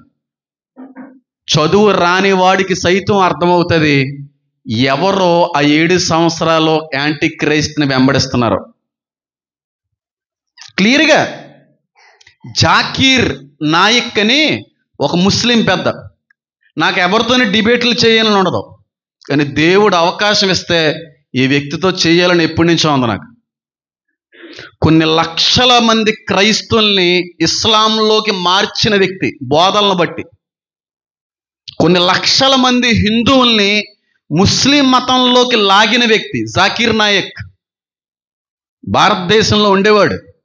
మోడీ గారి గవర్నమెంట్ సంథింగ్ ఏదో వచ్చిన తర్వాత ఇక్కడ రావడానికి వీల్లేదంటే ఇండోనేషియా, సింగపూర్ ఆ ప్రాంతాల్లో తిరుగుతున్నాడు.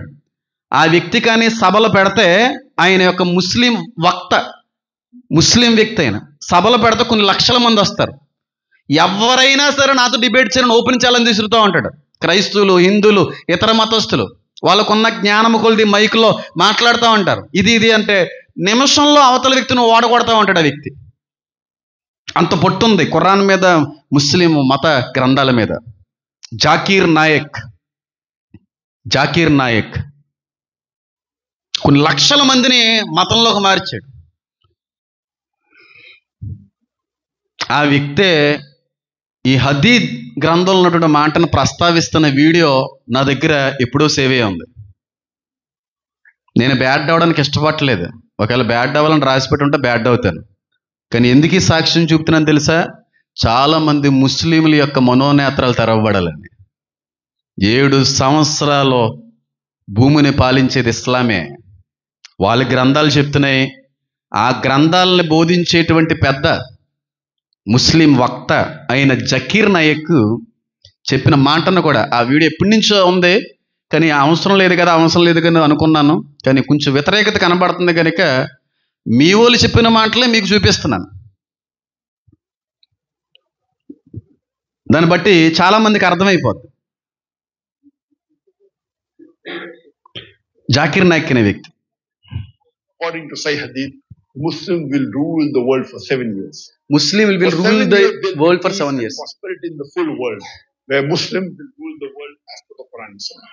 And later on, చూడు, ఆయన చెప్తున్నమాట, before the end of the world, according to Sahih Hadith, Muslim will rule the world. Before the end of the world, ప్రపంచం అంతమయ్యే దానికి ముందు 7 సంవత్సరాలు ముస్లిమ్స్ ప్రపంచాన్ని రూల్ చేస్తారని అంటున్నాడు ఆ వ్యక్తి.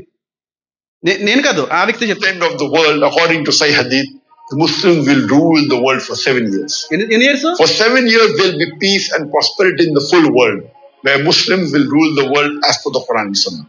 And later on, a sweet wind will come. All the Muslims will be put to death very peacefully, and then the signs of Qiyamah will start. అప్పుడు వస్తాడు దేవుడు జడ్జిమెంట్ చేయడానికి. నేను అంటలేదు, నేను అన్నానా? నేనేమన్నా మాట్లాడానా? వాళ్ళ గ్రంథాలే తెలియజేస్తున్నాయి. భూమి అంతం అయ్యేటువంటి సమయానికి ముందు 7 సంవత్సరాలు Muslims will rule the world for 7 years.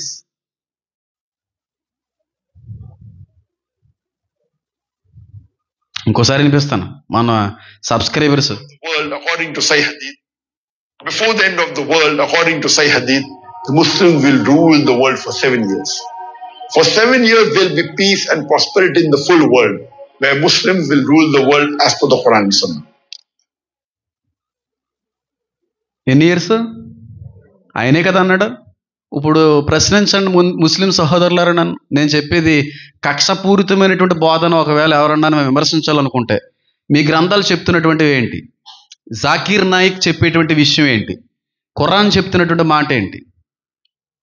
నేనేదో సొంతంగా కల్పించి మాట్లాడింది కాదు కదా.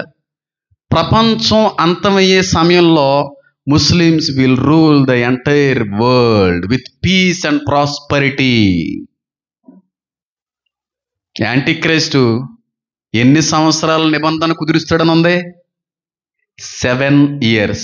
ఒక వారం పాటు నిబంధన కుదుర్చును, శాంతి ఒప్పందం. ఆయన చెప్పింది ఏంటి? పీస్, శాంతి.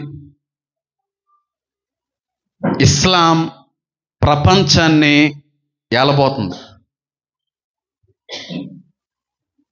7 సంవత్సరాలు నరకాన్ని చూపించబోతుంది. అప్పుడు ఒక తీయటి గాలి వస్తుందంట. అప్పుడు వాళ్ళందరూ చనిపోతారంట. చనిపోవడం ఏంటి? ఎలా చచ్చిపోకూడదు కదా. నమ్ముకున్న దేవుడు చంపేస్తాడా?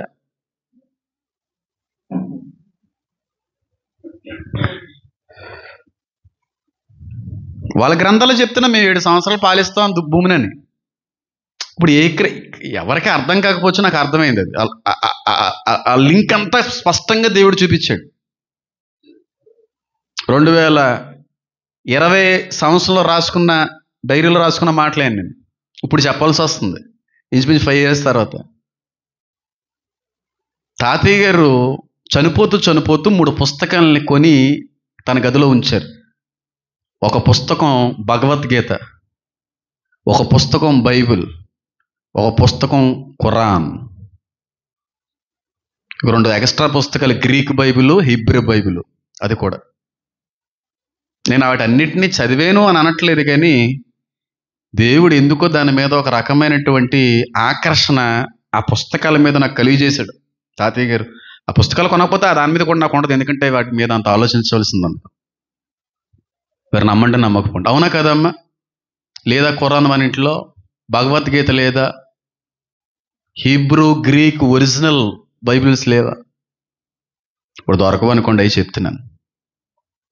తాతయ్య గారు కూడా ఎప్పుడు చదవలేదు, ఎందుకు అలా ఒట్టి తెచ్చి పెట్టారంతే. కానీ నన్ను ఆకర్షించే ఆ పుస్తకాలు, వాటిని నేను ఎప్పుడూ కూడా చదివాను అనట్లేదు, కానీ వాటిలో ఉన్న కొన్ని మాటలు నన్ను చాలా చాలా చాలా నూతన జ్ఞానంలో పెంపొందించాయి. రాకడ కొరకు చెప్పేటువంటి బోధలకు ఉపయోగపడ్డాయి ఆ మాటలు.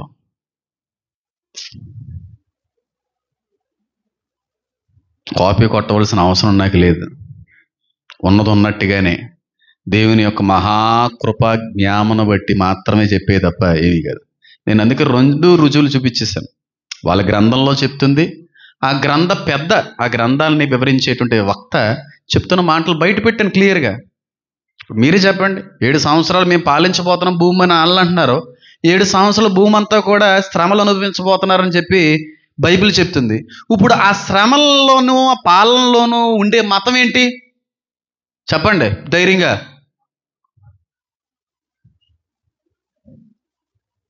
ఇస్లాం విస్తరించబడిపోతుంది ప్రపంచవ్యాప్తంగా. చాలామంది ముస్లిమ్స్కి తెలియదు, మోసం చేశాడు సాతాను. రాధా మనోహర్ దాస్ గారు ఎప్పుడో మాట అంటా ఉంటారు, మీ పూర్వీకుల్లో ఎవరైనా హైందువులు లేడంటే చెప్పండి అయ్యా అని క్రైస్తవుల్ని అంటా ఉంటాడు, ముస్లిమ్స్ని కూడా అంటా ఉంటారు, ఇద్దరిని అంటా ఉంటాడు. ఇద్దరిని కూడా ఎడారి మతాలకు సంబంధించిన వారే. మీరు అందరూ ఇప్పుడు కబుర్లు చెప్తున్నారు, మీలో ఎవరైనా హిందువులు లేని వాళ్ళు ఎవరైనా ఉన్నారు, ఎక్కడి నుంచి వచ్చారు మీరు, అక్కడి నుంచి వచ్చిన వాళ్ళు కదా అని చెప్పి. మీకు విషయం తెలుసా, వాస్తవానికి ఆయన చెప్పింది అక్షరాల నిజం, అక్షర సత్యం. భారతదేశంలో ఒకప్పుడు అందరూ హిందువులే, హిందువుల్లోంచి వచ్చిన వాళ్ళమే క్రైస్తవులు. ఇంకో విషయం చెప్పనా, ఇప్పుడు భారతదేశంలో ఉంటున్నటువంటి అనేక మంది ముస్లిమ్స్ బలవంతంగా మార్చబడిన హైందువులు.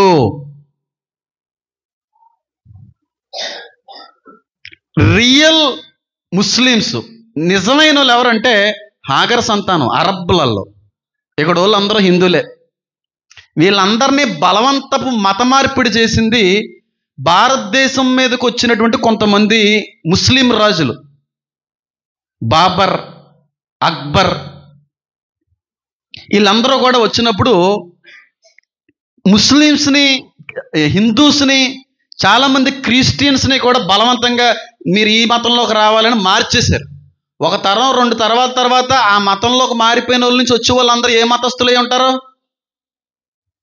చాలామంది మనల్ని అంటా ఉంటారు బలవంతపు మత మార్పిడి జరిగింది అని. క్రైస్తవుడు ఎప్పుడు బలవంతపు మత మార్పిడి చేయలేదు. కానీ చరిత్ర చెప్తుంది, భారతదేశం మీదకి దండయాత్రతో వచ్చిన ముస్లిం రాజులు చాలామంది హైందువుల్ని ముస్లింలుగా మార్చారు, క్రిస్టియన్లు ముస్లింలుగా మార్చారు, లేకపోతే చంపేసేవారు. ఎప్పటికీ ముస్లింలుగా కొనసాగబడుతున్నటువంటి చాలామంది భారతీయుల్లో వాళ్ళ పుట్టుపూర్వకాలన్నీ కూడా హైందవ మూలాలే. క్రైస్తవులు ఎప్పుడూ కూడా బలవంతంగా మతం మార్చలేదు, వీళ్ళు మార్చారు. ఆ వచ్చిన ముస్లిం రాజులందరూ కూడా హైందవ దేవాలయాలను కూలగొట్టారు, వాటి మీద మసీదులు కట్టారు. ఏ క్రైస్తవుడు కూడా హైందవ దేవాలయాన్ని కూలగొట్టి చర్చిలు కట్టలేదు. ఈ రెండు మతాలకి చాలా తేడా ఉంది. గొర్రెకి మేకకి ఉన్నంత తేడా చరిత్రలో చూపించండి.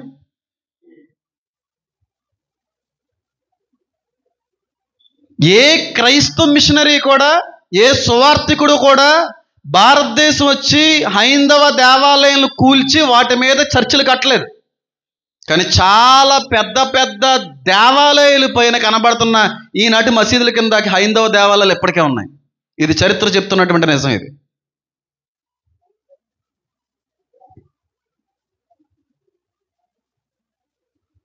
అంటే గోవాలో కూడా ఎవరో పోర్చుగల్ క్రిస్టియన్స్ ఎవరో వచ్చి ఒక ఆలయాన్ని కూల్చేశారని అంటారేమో. వాళ్ళు Catholic Christians, not a original Christians. వాళ్ళు పూర్తి క్రీస్తు బోధన అనుసరించేవారు కాదు, క్యాథలిక్స్. వాళ్ళు ఇప్పటికీ మసీదుల కింద పురావస్తు శాఖల పరిశీలన చేస్తుంటే హైందవ దేవాలయాలు కింద ఉన్నాయి భూభాగంలో, వాటి మీద కట్టారు. దౌర్జన్యంగా అక్బరు, బాబరు ఇలాంటి ముస్లిం పెద్దలందరూ వచ్చినప్పుడు అదే మళ్ళీ జరుగుతుంది 7,000 సంవత్సరాల్లో, 7 సంవత్సరాల శ్రమకాలంలో. ఎక్కడ క్రీస్తు బలవంతపు మత మార్పిడి చేయమనలేదు, ఎక్కడ కూడా ఇతర దేవాలయాన్ని కూల్చమనలేదు. క్రీస్తు అంటున్నాను మళ్ళీ నేను. ఎక్కడ భారతదేశంలో హైందవ దేవాలయాలను కూల్చేసి చర్చలు కట్టలేదు. మా ప్రేమ, మా స్వభావము ఎప్పుడు అర్థం చేసుకుంటారు తెలుసా? ఇండియన్స్ అందరూనే మేము రాకల్లో ఎత్తబడిన తర్వాత మేము పూర్తిగా భూమి నుండి నిర్మూలించబడతాం. అప్పుడు నరకం అంటే ఏటో ఒక మతం చూపిస్తుంది, అప్పుడు మా విలువ తెలుస్తుంది. క్రైస్తువులు గొర్రెలు అని తిట్టారా? ఎంత మంచోళ్ళరా, ఎంత కొట్టినా ఎంత తిట్టినా ఏమన్నా ముఖం మీద ఉమ్ముపడినా తుడుచుకుని వెళ్ళిపోయారు. కానీ ఏ రోజు తిరగబడలేదు, ఏ రోజు కూడా ఒక మాట అనలేదు. నిజంగా వాళ్ళని ఎంతో బాధ పెట్టాం, ఎంతో హింసించాం. ఎంత మంచోళ్ళు మన బాధ పెట్టి ఈరోజు నరకం అనిపిస్తున్నాం వీళ్ళ వల్ల అని ఒక మతాన్ని అంటారు. మన విలువ ఎప్పుడు తెలుస్తుందో తెలుసా? ఈ ప్రపంచానికి, భారతీయ ప్రజలకి మనం లేనప్పుడు తెలుస్తుంది. నిజంగానే గొర్రెలలో ఇప్పుడున్న వాళ్ళతో పోల్చుకుంటే వాళ్ళు చాలా మంచులను ఏడుస్తారు, కానీ మనం ఉండం అప్పుడు. కానీ ఇక్కడ ఉంటుంది ఇంకో మతం, నరకం చూపిస్తుంది. అప్పుడు నరకం చూపిస్తారు. అప్పుడు తెలిసి వస్తుంది హైందువులకి మా క్రైస్తవుల యొక్క గొప్పతనం ఏంటో, మా ప్రేమ ఏంటో, మా తగ్గింపు ఏంటో, మా సహనం ఏంటో, మా గొర్రె స్వభావం ఏంటో. మేము గొర్రెలమా కాదు అప్పుడు తెలుస్తుంది. వేరే వాళ్ళు మిమ్మల్ని బాగా నలపకొడుతున్నప్పుడు మా విలువ అందరికీ బయటపడుతుంది. 7 సంవత్సరాలు పాలిస్తారు యాంటీ క్రైస్ట్తో కలిసి. ఆ మతం అంతా కూడా, ఎందుకంటే ప్రపంచవ్యాప్తంగా విస్తరించబడిపోయింది ఆ మతం. ఆ మతం లేని దేశం అంటూ లేదు. ఇంచుమించుగా ఇండియాలో హైందవ దేశమైనా హైందువులతో పోటీగా పెరిగిపోతున్న మతం అదే. కాబట్టి సాతాను పూర్తిగా వారి జనాంగాన్ని, వాళ్ళ సైన్యాన్ని అన్ని దేశాల్లో ఉంచేసుకున్నాడు. వాళ్ళు డామినేటింగ్ ఫెలోస్ అయిపోతారు. వాళ్ళని ఎదిరించే వాళ్ళు ఎవరు ఉండరు, వాళ్ళే పాలిస్తారు. నేను అంటలేదు ఆ మాట, ఆ గ్రంథానికి సంబంధించిన పెద్ద అంటున్నాడు. అంతరించిపోయేటువంటి 7 సంవత్సరాల ముందు మేమే పాలించబోతున్నాం విత్ పీస్ అండ్ ప్రాస్పరిటీ. తీయటి గాలి వస్తుంది. అప్పుడు మన ముస్లిమ్స్ అందరూ నెమ్మదిగా చనిపోతాం. చనిపోవడం అనేదే కొంచెం అర్థం చేసుకోవాలి. అప్పటికైనా వాళ్ళకి ఇప్పటికైనా అర్థం కాకపోతే ఇంకేం చేయలేను నేను. ఎప్పటికీ అర్థం కాకపోతే ఏం చేయలేను.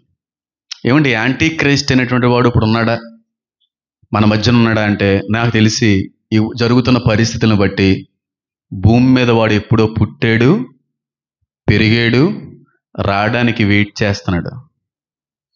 ఆడేమీ పెద్ద కొమ్ములే ఉండవు, మళ్ళంటి మనిషే. మనిషిని వాడుకుంటాడు అంతే సాతాను. ఇస్కరియోతు యోధ మనిషేనా? వాడు వాడుకున్నాడు. సాతాను వాడుకుంటాడు ఒక మనిషిని. యోధాను వాడుకున్నట్టుగా క్రీస్తుని సిలువుకు అప్పచెప్పడంలో యోధా పాత్ర ఎలాగైతే ఉందో, యూదులు శ్రమలకు అప్పచెప్పడంలో ఈ యాంటీ క్రైస్ట్ యొక్క పాత్ర ఉంటుంది.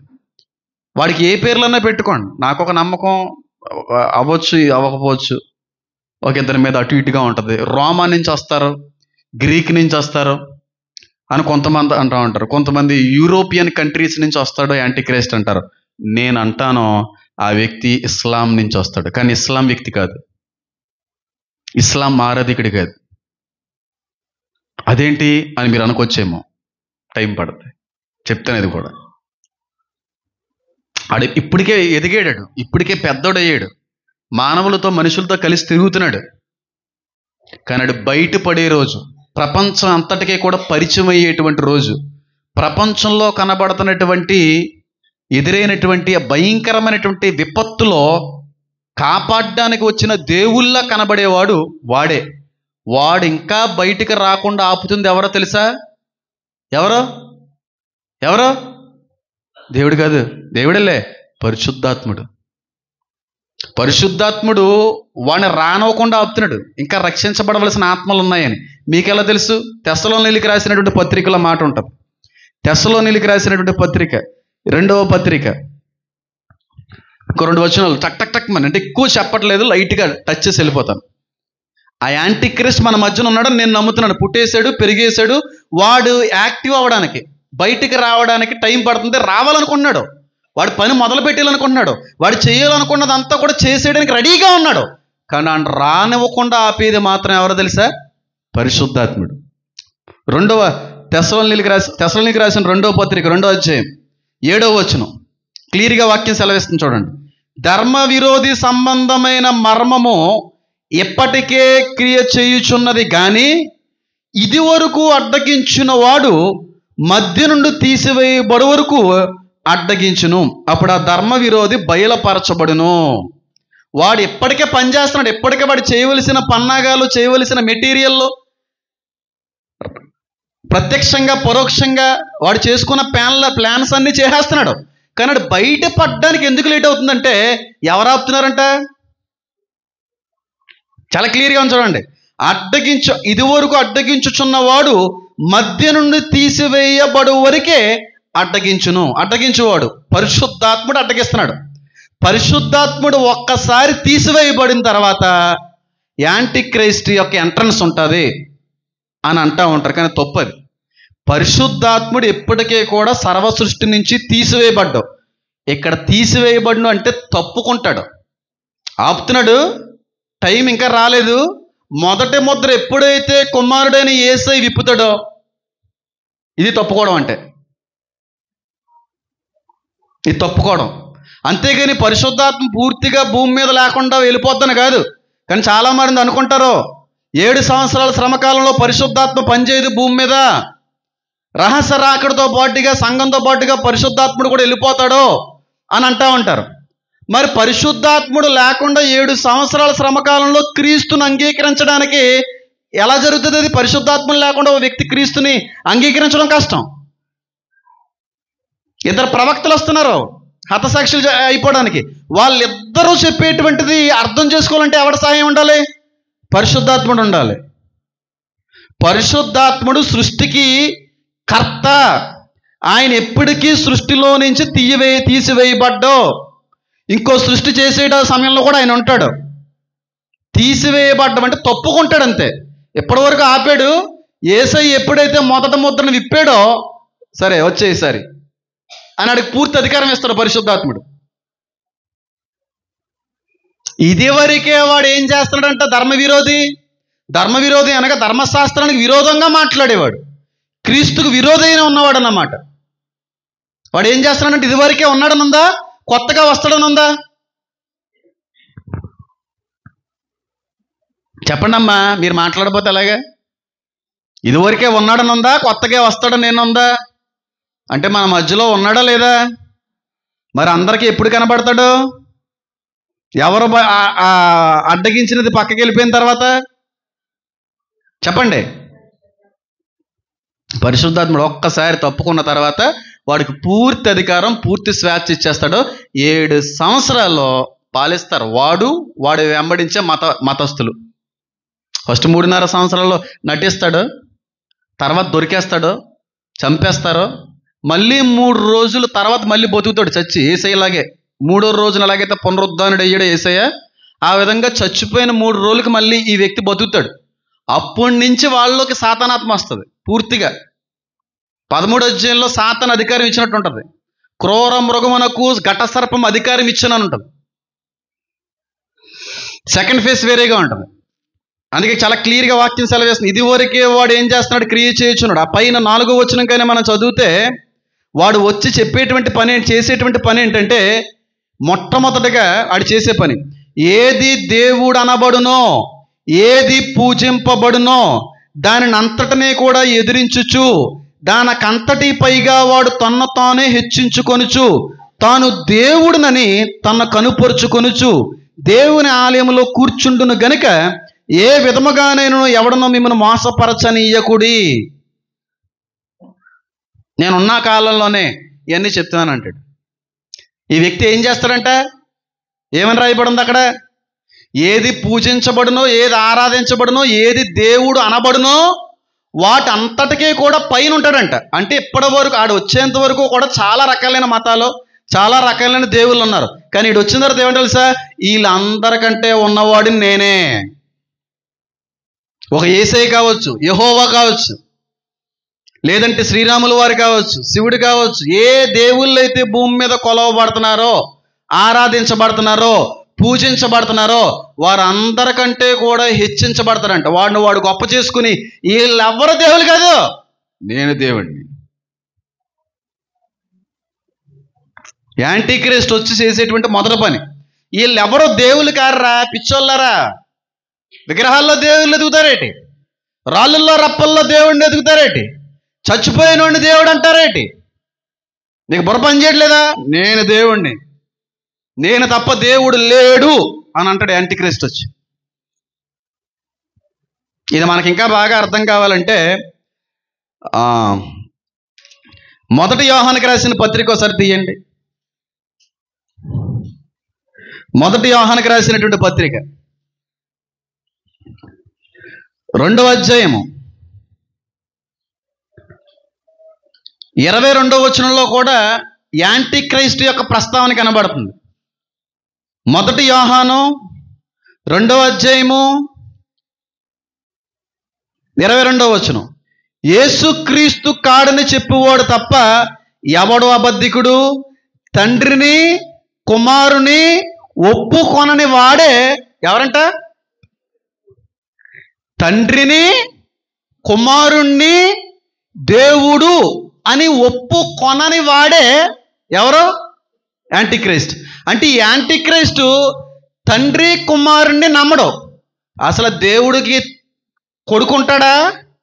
దేవుడికి భార్య ఉందా? ఈ లెక్కన భార్య లేకుండా కొడుకు ఎలాగొచ్చారు? దేవుడికి కొడుకు ఉండడం ఏంటి? తండ్రి లేడు, కొడుకు లేడు. అదొక అబద్ధ సిద్ధాంతం, తప్పుడు విశ్వాసం అది. తండ్రి కుమారుడు ఇద్దరు లేరు అంటాడంటే ఈ వ్యక్తి వచ్చి.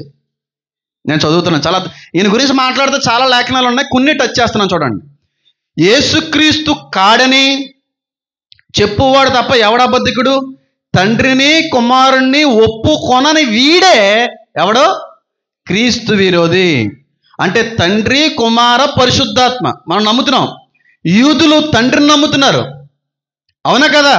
కానీ అక్కడ యూదులు ఎక్కడ అవాక్త అవుతారంటే తండ్రి లేడు, కుమారుడు లేడు, దేవుడు అన్నవాడు ఒక్కడే. దేవుడికి మళ్ళీ కొడుకేటి? తండ్రిని ఒప్పుకోడంట, కొడుకు ఉన్నాడని ఒప్పుకోడంట. ఎవరో యాంటీ క్రైస్ట్. మీకు విషయం తెలుసా? ఒక మతం ఉంది, ఆ మత గ్రంథం ఏమని చెప్తా తెలుసా? దేవుడు అనేవాడికి కొడుకు లేడు, దేవుడు అనేటువంటి వాడికి కొడుకు ఉండకూడదు, దేవుడు ఒక్కడే ఉంటాడు అనేటువంటి ఒక మతం ఉంది. ఆ మతానికి సంబంధించిన వారా కాదా? ఆ మతాన్ని ఆరాధించేటువంటి, దేవుణ్ణి ఆరాధించేటువంటి వాడా కాదా అని రుజువుపరచడానికి ఒక చిన్న మాట వేరే మత గ్రంథంలో చూపించి మాట్లాడడానికి ప్రయత్నం చేస్తాను. చాలా క్లియర్గా వాక్యం సెలవిస్తుంది. ఈ యాంటీ క్రైస్ట్ అనేటువంటి వాడు తండ్రిని కుమారుణ్ణి ఒప్పుకోడు, కొడుకున్నాడంటే ఒప్పుకోరు. ఎలా చెప్తారు మీరు? వేరే మత గ్రంథంలో ఎక్కడన్నా ఉందా తండ్రి ఒక్కడే, దేవుడు ఒక్కడే, కొడుకు లేడని ఉందా అంటే ఉందని అంటాను నేను. ఖురాన్లో రాయబడింది మాట, ఖురాన్లో రాయబడింది.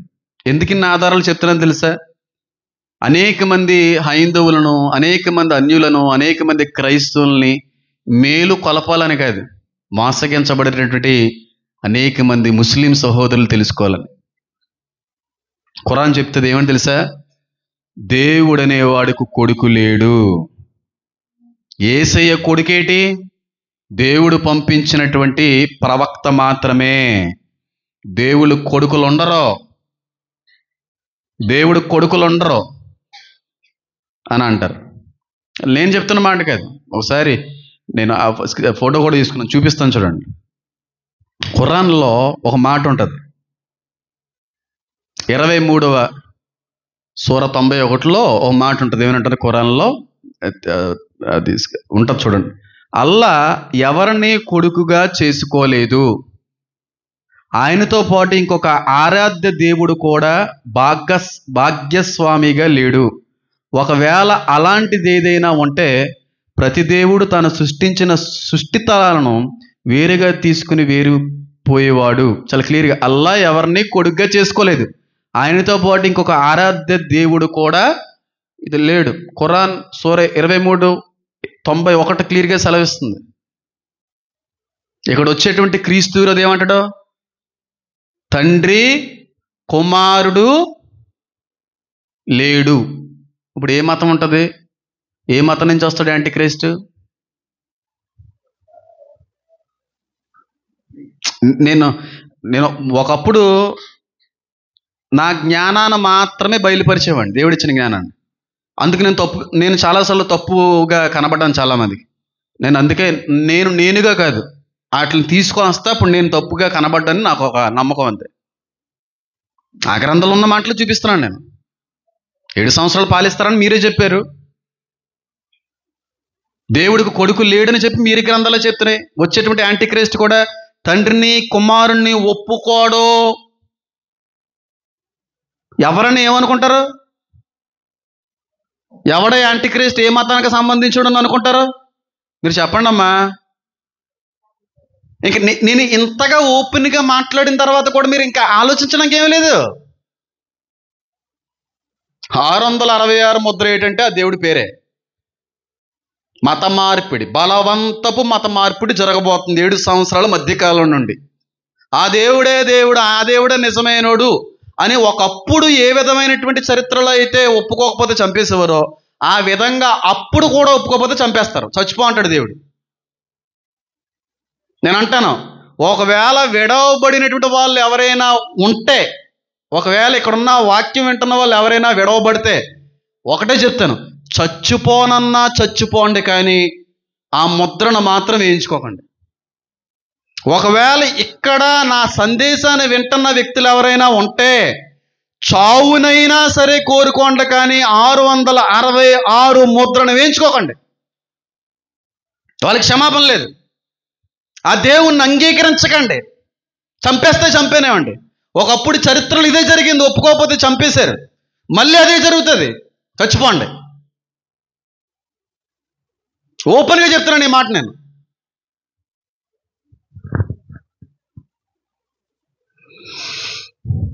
యేసుక్రీస్తు కాడని చెప్పువాడు తప్ప ఎవడో అబద్ధికుడు తండ్రిని కుమారుని ఒప్పుకోని వీడే క్రీస్తు విరోధి. ఆ గ్రంథం ఒప్పుకోవట్లేదు. తండ్రికి కొడుకున్నాడో, ఆ కొడుకు దేవుడే ఉన్నాడో అంటే ఒప్పుకోకూడదంట. వాణ్ణి కూడా దేవుడిగా ఆరాధిస్తామంటే ఒప్పుకోకూడదంట. దేవుడు ఒక్కడే అంటున్నారు. మరి ఏ విధంగా అర్థం చేసుకోవాలి మేము? ఆ గ్రంథంలో మాట ఉంటుంది ఏంటి తెలుసా? ముస్లిమ్స్ అందరికీ తెలిసి విషయం. మీరు యూదులతో కానీ క్రైస్తులతో కానీ ఫ్రెండ్షిప్ చేయకండి అంటారు ఆ గ్రంథంలో. ఫ్రెండ్షిప్ చేస్తే నిజాలు బయటకు వచ్చేస్తే మీరు మారిపోతారన్నా ఏంటో తెలియదు నాకు. ముస్లిమ్స్ క్రిస్టియన్స్తో యూదులతో ఫ్రెండ్షిప్ చేయకూడదు, వాళ్ళ గ్రంథాల్లో రాసి ఉన్నాయి. మన బైబిల్లో ఎక్కడన్నా హిందువులతో మీరు ఫ్రెండ్షిప్ చేయకండి క్లియర్గా ఎక్కడన్నా రాశాడు దేవుడు? మనమేమో తప్పుడుగా ఏదో దారుణమైన వ్యక్తులుగా, మత మార్పిడి చేసే వ్యక్తులుగా కనబడుతున్నాం. టైం పడతలే, ఎవరు ఎలాంటి వాళ్ళో తెలుసుకునే రోజు వస్తుంది, అప్పుడు బాగా అర్థమవుద్ది. తండ్రిని కుమారుణ్ణి ఒప్పుకోరు. ఖురాన్ 23 సూరా 91 క్లియర్గా వాక్యం సెలవిస్తుంది, దేవుడికి కొడుకు లేడు. దేవుడితో పాటుగా ఎవరిని దేవుడిగా కొలిచినా అది తప్పు. కానీ క్రైస్తువులు తండ్రిని కుమారుణ్ణి దేవుడిగానే ఆరాధిస్తాం.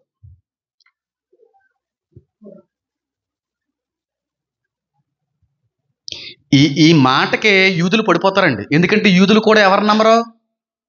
కొడుకుని నమ్మరు, దేవుడు ఒక్కడే అంటారు.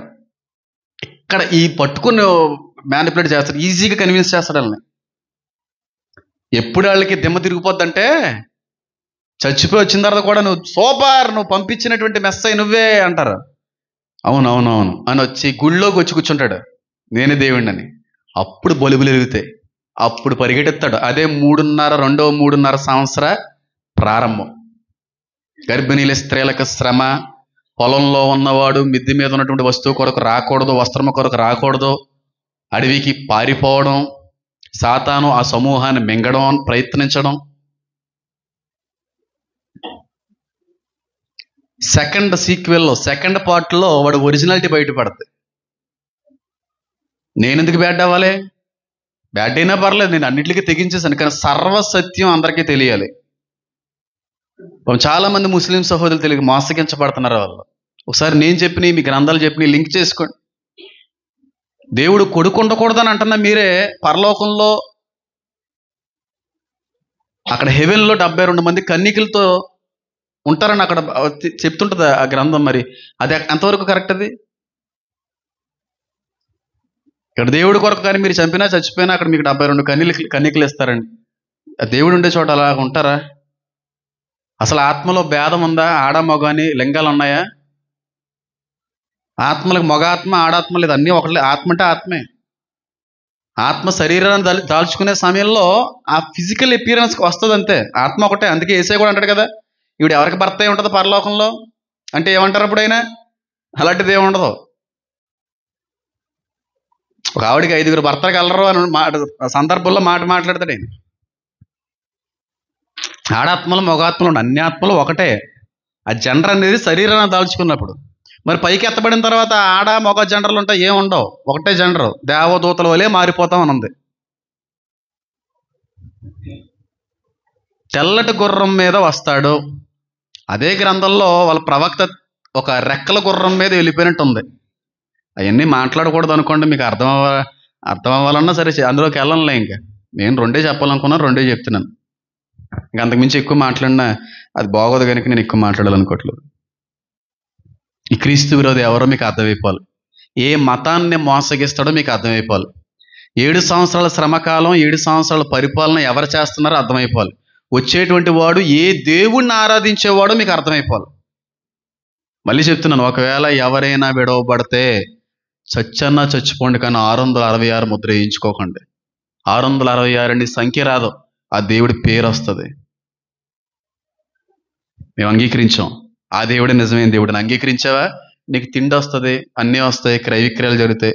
మేము అంగీకరించము అని చచ్చిపోయావా? దేవుడి రాజ్యంలో స్థానం వస్తుంది.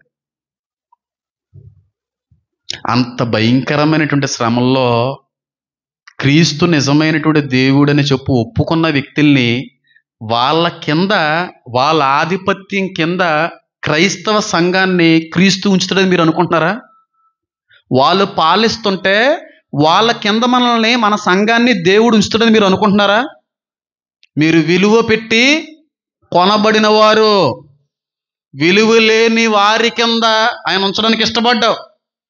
తన స్వరక్తం ఇచ్చి కొన్నాడు. అలాంటిది ఏదో ఒక మతం వచ్చి క్రైస్తవులను పాలిస్తుందంటే రక్తం ఇచ్చినటువంటి క్రీస్తు చూస్తూ చూస్తూ ఊరుకుంటాడా? సంఘం శ్రమల్లో ఉండదు. సంఘం ఎట్టి పరిస్థితుల్లో ఉండదు. నాకు క్రీస్తు అంత దౌర్జన్యంగా, అంత దుర్మార్గంగా, అంత అన్యాయంగా ప్రవర్తించేవాడు కాదు. విలువ పెట్టి కొనుక్కున్నాడు మనల్ని. వాళ్ళకి అప్పచెప్పడానిక కొనుక్కుందే మనల్ని? వాళ్ళని మన మీద పరిపాలకులుగా ఉంచడానిక మనం కొనుక్కుంది. స్వరక్తం ఇచ్చి కొన్నాడు. వాళ్ళ కింద బానిసలుగా ఉండడానికి కాదు. వాళ్ళు 7 సంవత్సరాలు పాలిస్తే వాళ్ళ కింద మనం బ్రతకడానికి కాదు మనల్ని దేవుడు కొన్నది. సంఘం ఉండదు, ఉండదు, ఉండదు. శ్రమల్లో రహస్య రాకడ ఎప్పుడైనా వచ్చేచ్చు. రెడీగానే ఉండాలంతే, రెడీగానే ఉండాలంతే. క్రీస్తు విరోధి యొక్క పరిచయం ఇది. ఇంకో మాటను కూడా గుర్తు చేస్తాను, గమనించుకోండి. ఇంకొక మాట కూడా చాలా ఉంటాయి, ఇంకొక మాటను జస్ట్ నాకు ప్రేరేపణించబడ్డాను కాబట్టి చెప్తున్నాను. అదే 1 యోహానుకు రాసినటువంటి పత్రికలో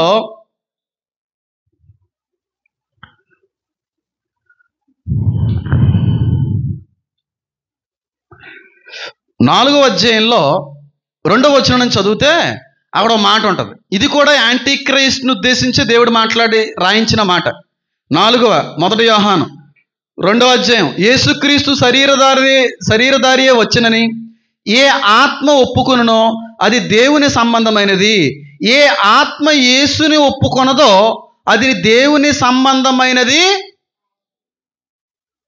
దేవుడే శరీరధారియే వచ్చాడనే విశ్వాసం చూపిన వాళ్ళందరూ ఎవరు? క్రైస్తవులు.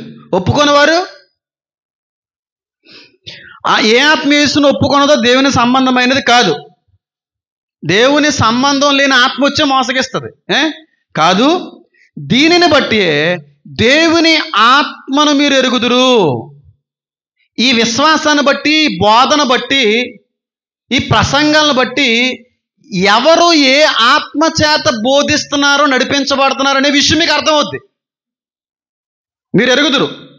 క్రీస్తు విరోధి ఆత్మ వచ్చినని మీరు వినిన సంగతి ఇదే. ఇదివరకే అది లోకములో ఉన్నది. క్రీస్తు విరోధి వచ్చునన్న, చాలా క్లియర్గా, క్రీస్తు విరోధి ఆత్మ వచ్చునని మీరు వినిన సంగతి ఇదే. ఇది వరకే అది లోకములో, ఏది లోకంలో ఉంది? యాంటీ క్రైస్ట్ యొక్క బోధ లోకంలో ఉంది. యాంటీ క్రైస్ట్ యొక్క సమూహం లోకంలో ఉంది. యాంటీ క్రైస్ట్ యొక్క ఆత్మ ఎప్పటికే లోకంలో ఉంది. ఇది మీరు ఎలా అర్థం చేసుకోవాలో చెప్తాను చూడండి. ఇది వరకే ఉన్నది. కొంచెం లోతు ట్రాన్స్లేషన్ చూస్తే ప్రారంభం నుండి ఉన్నది అని ఉంటుంది. ఈ ఆత్మ క్రీస్తు దేవుడు అని ఒప్పుకొనని ఆత్మ ఇదివరకే ఉంది. ఎప్పటి నుంచో ఉంది ఆ సమూహం, ఎప్పటి నుంచో ఉంది ఆ ప్రజలు, ఎప్పటి నుంచో ఉంది ఆ రాజ్యం అంతా అని ఇదివరకే ఉంది. వచ్చిన తర్వాత కొత్తగా వచ్చాడని అనుకోవడానికి లేదు. వీడి ఆత్మ మునుపుటి నుంచే పనిచేస్తుంది. వీడి ఆలోచనలు, వీడి ప్లాన్లు ముందు నుంచి పనిచేస్తున్నాయి. అంటే దాని అర్థం ఏంటో తెలుసా? అబ్రహాము కాలం నుండి ఉంది. వాడు ప్లాన్ అమలు. అబ్రహాము కాలం నుండి క్రీస్తు విరోధి యొక్క ఆత్మ ప్లాన్ చేస్తూనే ఉన్నాడు. ఎవరి ద్వారాగా తెలుసా? హాగరు సంతానం ద్వారాగా. హాగరు ఎక్కడి నుంచి వచ్చింది తెలుసా? ఐగుప్తీరాలు. యూదులు 430 సంవత్సరాలు హింసించింది ఎవరో తెలుసా? ఐగుప్తీలే. ఈ 7 సంవత్సరాలు హింసించేటువంటి జనాంగం హాగర్ నుంచి వచ్చే జనాంగమే. అదే బ్లడ్ మళ్ళీ యూదులు హింసిస్తుంది. ఎంతమందికి అర్థమైంది? 430 సంవత్సరాలు ఏ యూదులనైతే, ఏ జాతి ప్రజలైతే హింసించారో అదే జాతి ప్రజలు 7 సంవత్సరాల్లో హింసిస్తారు యూదుల్ని. ఆ జనాంగము, ఆ మనుషులు, ఆ సంతతి హాగర్ నుండి వచ్చిన వాళ్ళు. హాగర్ ఐగుప్తీయురాలు. మళ్ళీ ఆ సంతానమే మళ్ళీ వెళ్తుంది 7 సంవత్సరాలు. అప్పుడు 430 సంవత్సరాలు వెళ్ళింది, ఇప్పుడు 7 సంవత్సరాలు వెళ్తుంది. 430 అనగా 7 సంవత్సరాలు. 4 + 3 మళ్ళీ ఇప్పుడు 7. 430 ఈక్వల్స్ ఎంత అంటే 4 + 3 ఎంత? 7. ఇప్పుడు ఈ శ్రమలు ఎన్ని సంవత్సరాలు? ఈ 7 years. అప్పుడు ఎవరు పాలించారు? ఐగుప్తీలు పాలించారు. ఆ ఐగుప్తిరాల నుంచి వచ్చిన జనాంగం 7 సంవత్సరాలు పాలిస్తారు. 7 సంవత్సరాలు పాలిస్తారు. ఎంతకంటే పెద్ద రుజువులు నాకు తెలిసి భూలోకంలో ఎవడో చెప్పండి ఇచ్చుండ. ఇది వరకే ఆత్మ పని చేయుచున్నది, క్రియ చేయుచున్నది అంటే ప్లాన్ అప్పటి నుంచి అమలు. అబ్రహాము చేసిన చిన్న తప్పు నరకానికి నడిపిస్తుంది చాలా మందిని ఈ రోజున. అబ్రహాము దేవుడి యొక్క ఆలోచనని, దేవుడి యొక్క చిత్తాన్ని, దేవుడి యొక్క మాటని విశ్వసించకుండా భార్య చెప్పిందని చెప్పి ఐగుప్తీరాలను భార్యగా ఇచ్చింది. అక్కడి నుంచి వచ్చిన సంతానం ఇష్మాయేలు. వాళ్ళని కూడా దేవుడు దీవించాడు. యూదుల కంటే ఎక్కువగా దీవించబడ్డారు వాళ్ళు దేవుని మూలంగా. అరబ్బులందరూ ఎలా దీవించబడ్డారో ప్రపంచంలో వాళ్ళు కొట్టే వాళ్ళు ఎవరు లేరు, అంత దీవించబడ్డారు. దేవుడు దీవించడాలనే. ఆ సంతానం యాంటీ క్రైస్ట్కి మద్దతు అయిపోద్ది. ఇప్పుడు చెప్పండి, నేను చెప్పిన దానిలో అబద్ధం ఏమైనా ఉందంటారా? నేను చెప్పిన చూపిన ఆధారాల్లో 1%, కావాలంటే 99 చూపుతాను. అవసరం లేదనుకోండి, అవి జస్ట్ అలాగా డైరీల్లోనే పరిమితం అయిపోయినాయి. అవసరం అయితే 5 ఇద్దాం ఎప్పుడన్నా. 4 + 3 7. అప్పుడు వేయలేరు యూదుల్ని ఆ జాతి వాళ్ళు. ఇప్పుడు 7 years యూదుల్ని, ప్రపంచాన్ని అదే జాతి వాళ్ళు వెళ్తారు మళ్ళీ. హాగర్ ఐగుప్తీరాలు కాదా? అవునా కాదా? హాగర్ సంతానం ఇష్మాయేలా కాదా? ఇష్మాయేలీలు అందరూ కూడా అరబ్బులు కాదా? వాళ్ళు ఏదే దేవుణ్ణి ఆరాధించే వాళ్ళు. అబ్రహాం కాలం నుండి ఆత్మ క్రియ చేస్తుందంట. అప్పటి నుంచి ప్లాన్ అమల్లో ఉంది. అప్పటి నుంచి ఆ జనాంగాన్ని, ఆ సమూహాన్ని సాతానుగాడు ఎంత బాగా నెట్వర్క్ క్రియేట్ చేసుకున్నాడో చూడండి. ఆ రాజ్యాన్ని, ఆ సైన్యాన్ని చూడండి. అప్పటి నుంచి అబ్రహాం క్రీస్తుకి 4,000 సంవత్సరాలు, 3,000 సంవత్సరాల దగ్గరలో. అన్ని సంవత్సరాల నుంచి ఆడ ప్లాన్ చేసుకుంటూ ప్రీ ప్లాన్డ్గా ఉన్నాడు. వస్తాడు బయటికి తన రాజ్యంతో, తన సైన్యంతో. పీకులు తీసేస్తారు, నరకం చూపిస్తారు మనుషులకి. మరి దేవుడు వాళ్ళకి నరకం చూపిస్తాడా? చూసి చూన్నట్టు వదిలేస్తాడా? వాళ్ళకి చూపిస్తాడు. వాళ్ళైతే ఇంకా దూషిస్తారంట. ఆ బాధను భరించినప్పుడు క్షమించండి అనకుండా మరింత దూషిస్తారు వాళ్ళు. అది మాట్లాడుకుందాం తర్వాత రోజుల్లో. యాంటీ క్రైస్ట్ ఎవరో అందరూ అనుకుంటున్నట్టుగా రోమా నుంచి, ఇంటి నుంచి కాదు. ఎవరై ఉంటారో, ఏ మతానికి పరిపాలకుడై ఉంటాడో, ఏ దేవుడికి ఆరాధికుడై ఉంటాడో, 7 సంవత్సరాల శ్రమకాలంలో భూమిని పాలించేటువంటి జనాంగం ఏ జనాంగమో, ఏ మతస్థులో ఆధారాలతో పాటుగా పరిచయం చేశాను. వాళ్ళు చేసే పని ఏంటి, వాళ్ళ వ్యూహాలేంటి, తర్వాత జరిగేటువంటి విషయాలు ఏంటి, ఇవన్నీ ఇంకో 4 వారాల్లో చక్కగా చెప్పుకుంటూ వెళ్ళిపోతాను. బాగుందా లేదా? ఎందుకంటే ఏం చెప్పాలి, కానీ చాలామంది ముస్లిం సహోదరులకు తెలియదు ఈ విషయం. తెలీదు పాపం, మోసగించబడ్డారు. ఆది నుండి వాడు అబద్ధికుడే, ఆది నుండి వాడు అబద్ధికుడే.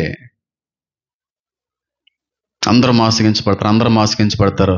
కానీ ఇంక పూర్తిగా ఆ సంతానం నుంచి వచ్చిన వాళ్ళకి కొంతమందికి అయితే ఇంక క్షమాపణ ఉండదు. ఇంకా పూర్తిగా కాల్చేస్తాడని ఉంది బైబిల్లో, వాళ్ళని పూర్తిగా నిర్మూలింపజేస్తాడని ఉంది.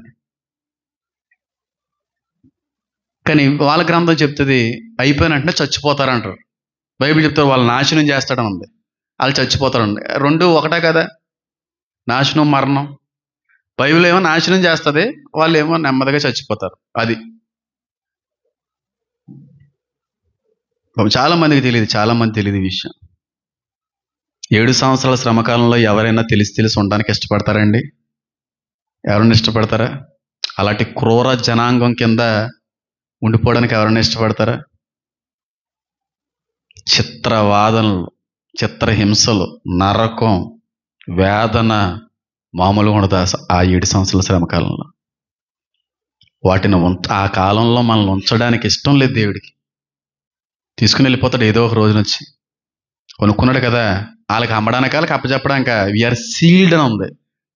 ఆయన నమ్మిన వెంటనే సీలు వేయబడిన ఆత్మలన్నీ ఎత్తబడతాయి. ఆయన కొనుక్కున్నది ఎవరికైనా, ఇప్పుడు నేను కొనుక్కున్నా, నాకు నచ్చి ఎవరికైనా అమ్ముకుంటానా, నచ్చిందాన్ని, పోనీ ఎవరికైనా ఇస్తానా, కొన్ని రోజులు వాడుకోండి, పోనీ అప్పుకే ఎవరికైనా ఇస్తానా? మరి దేవుడు కొనుక్కున్న వాళ్ళని ఇంకోళ్ళకి ఇస్తాడా? వాడుకో కొన్ని రోజులు హింసించు, కొన్ని రోజులు ఇబ్బంది పెట్టు, కొన్ని రోజులు అప్పిస్తున్నాను అంటాడా? ఇంకా పోస్ట్ ట్రిబులేషను, శ్రమల్లో సంఘం ఉంటుంది అనేటువంటి మూర్ఖులకి నేను చెప్పలేను. ఆయన కొనుక్కోన్నటువంటి జనాంగాన్ని విడిచిపెట్టాడు, ఆయన అన్యాయం చేయడు. యాంటిక్రిస్ట్ను మనం చూస్తామా? క్రైస్తవులుగా చూసే అవకాశం ఉంది. 3వ యెరూషలేము దేవాలయ నిర్మాణం చూస్తామా? చూసే అవకాశం ఉంది. ఇక విషయం తెలుసా, మొన్న నైట్ వచ్చింది నాకు అది. నిన్న మార్నింగే చాలా మంది అన్న చూసారా అన్నారు. నాకు మొన్న నైట్ వస్తుంది అది నోటిఫికేషన్. నాకు యెరూషలేము 3వ దేవాలయం కట్టడానికి కావలసిన ఎర్రని పెయ్య బలులు మొదలు పెట్టడానికి కార్యక్రమం మొదలైపోయింది. ప్లాన్ అమలైపోయింది. ఆల్రెడీ ఎర్రని పెయ్య బలి ఇవ్వడానికి వ్యూహాలన్నీ సిద్ధంగా ఉన్నాయి, రెడీగా ఉంది. టక్ మన అవుద్ది. ఆలస్యం చేయడం. ఇంకా మేము బాప్తీసానికి టైం తీసుకుంటాం. బాప్తీసానికి ఇంట్లో ఒప్పుకోవట్లేదు, వాళ్ళు ఒప్పుకోవట్లేదు. కొన్ని ఉన్నాయండి, చిన్న తప్పులు ఉన్నాయండి, నెమ్మదిగా మానేసుకుంటామండి. మీ ఇష్టం. కానీ విడవబడితే మాత్రం ఉంటుంది నరకం కాదు, 2వ నరకం కనబడుతుంది 7 సంవత్సరాలను. భూమి కలుగు చేయబడినటువంటి ఆ దినం మొదలు ఆ దినం వరకు అట్టి శ్రమ కలుగలేదు. మరణమును వెతుకుదురు కానీ వారి నుంచి మరణం ఏమైపోతుందో తెలుసా? పారిపోవును. చచ్చిపోతామన్నా చావరాదు, అనుభవించాలి. యాంటీ క్రైస్ట్ ఎప్పటికే మన మధ్యన ఉన్నాడో వాడు బయటికి రావడానికి పరిశుద్ధాత్ముడు ఇంకా తప్పుకోలేదు. చేయి తీసేస్తే వాడు వచ్చేస్తాడు.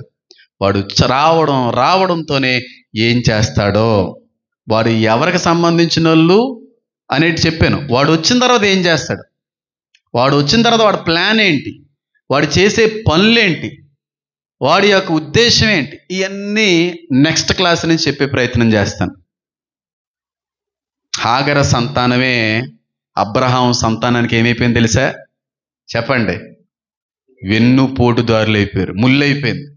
చిన్న తప్పింది. 1000 సంవత్సరాల క్రితం చేసిన ఆ చిన్న తప్పు శత్రువులను పోగు చేసింది. దేవుడు వాళ్ళని కూడా దీవించాడు అనుకోండి. చెప్తున్నాను, మనకున్న రక్షణ వాళ్ళకి లేదు. మీకు నిజం చెప్తున్నాను చూడండి. ప్రపంచంలో ఏ మతం అయితే అతి వేగంగా విస్తరించబడుతుందో ఆ మతంలో ఉన్న అనేక మంది క్రీస్తుని మధ్యన ఎక్కువ వెంబడిస్తున్నారు, ఎక్కువ తెలుసుకుంటున్నారు. ప్రపంచంలో ఎక్కువగా బాప్తిసం పొందుకునేటువంటి మతస్థులు ఎవరో తెలుసా? హిందువులు కాదు, ముస్లిమ్స్. 2022 నుంచి ఎక్కువైపోయిందంట. ప్రపంచంలో కనబడే వాళ్ళందరూ కూడా హాగర సంతానం కాదు.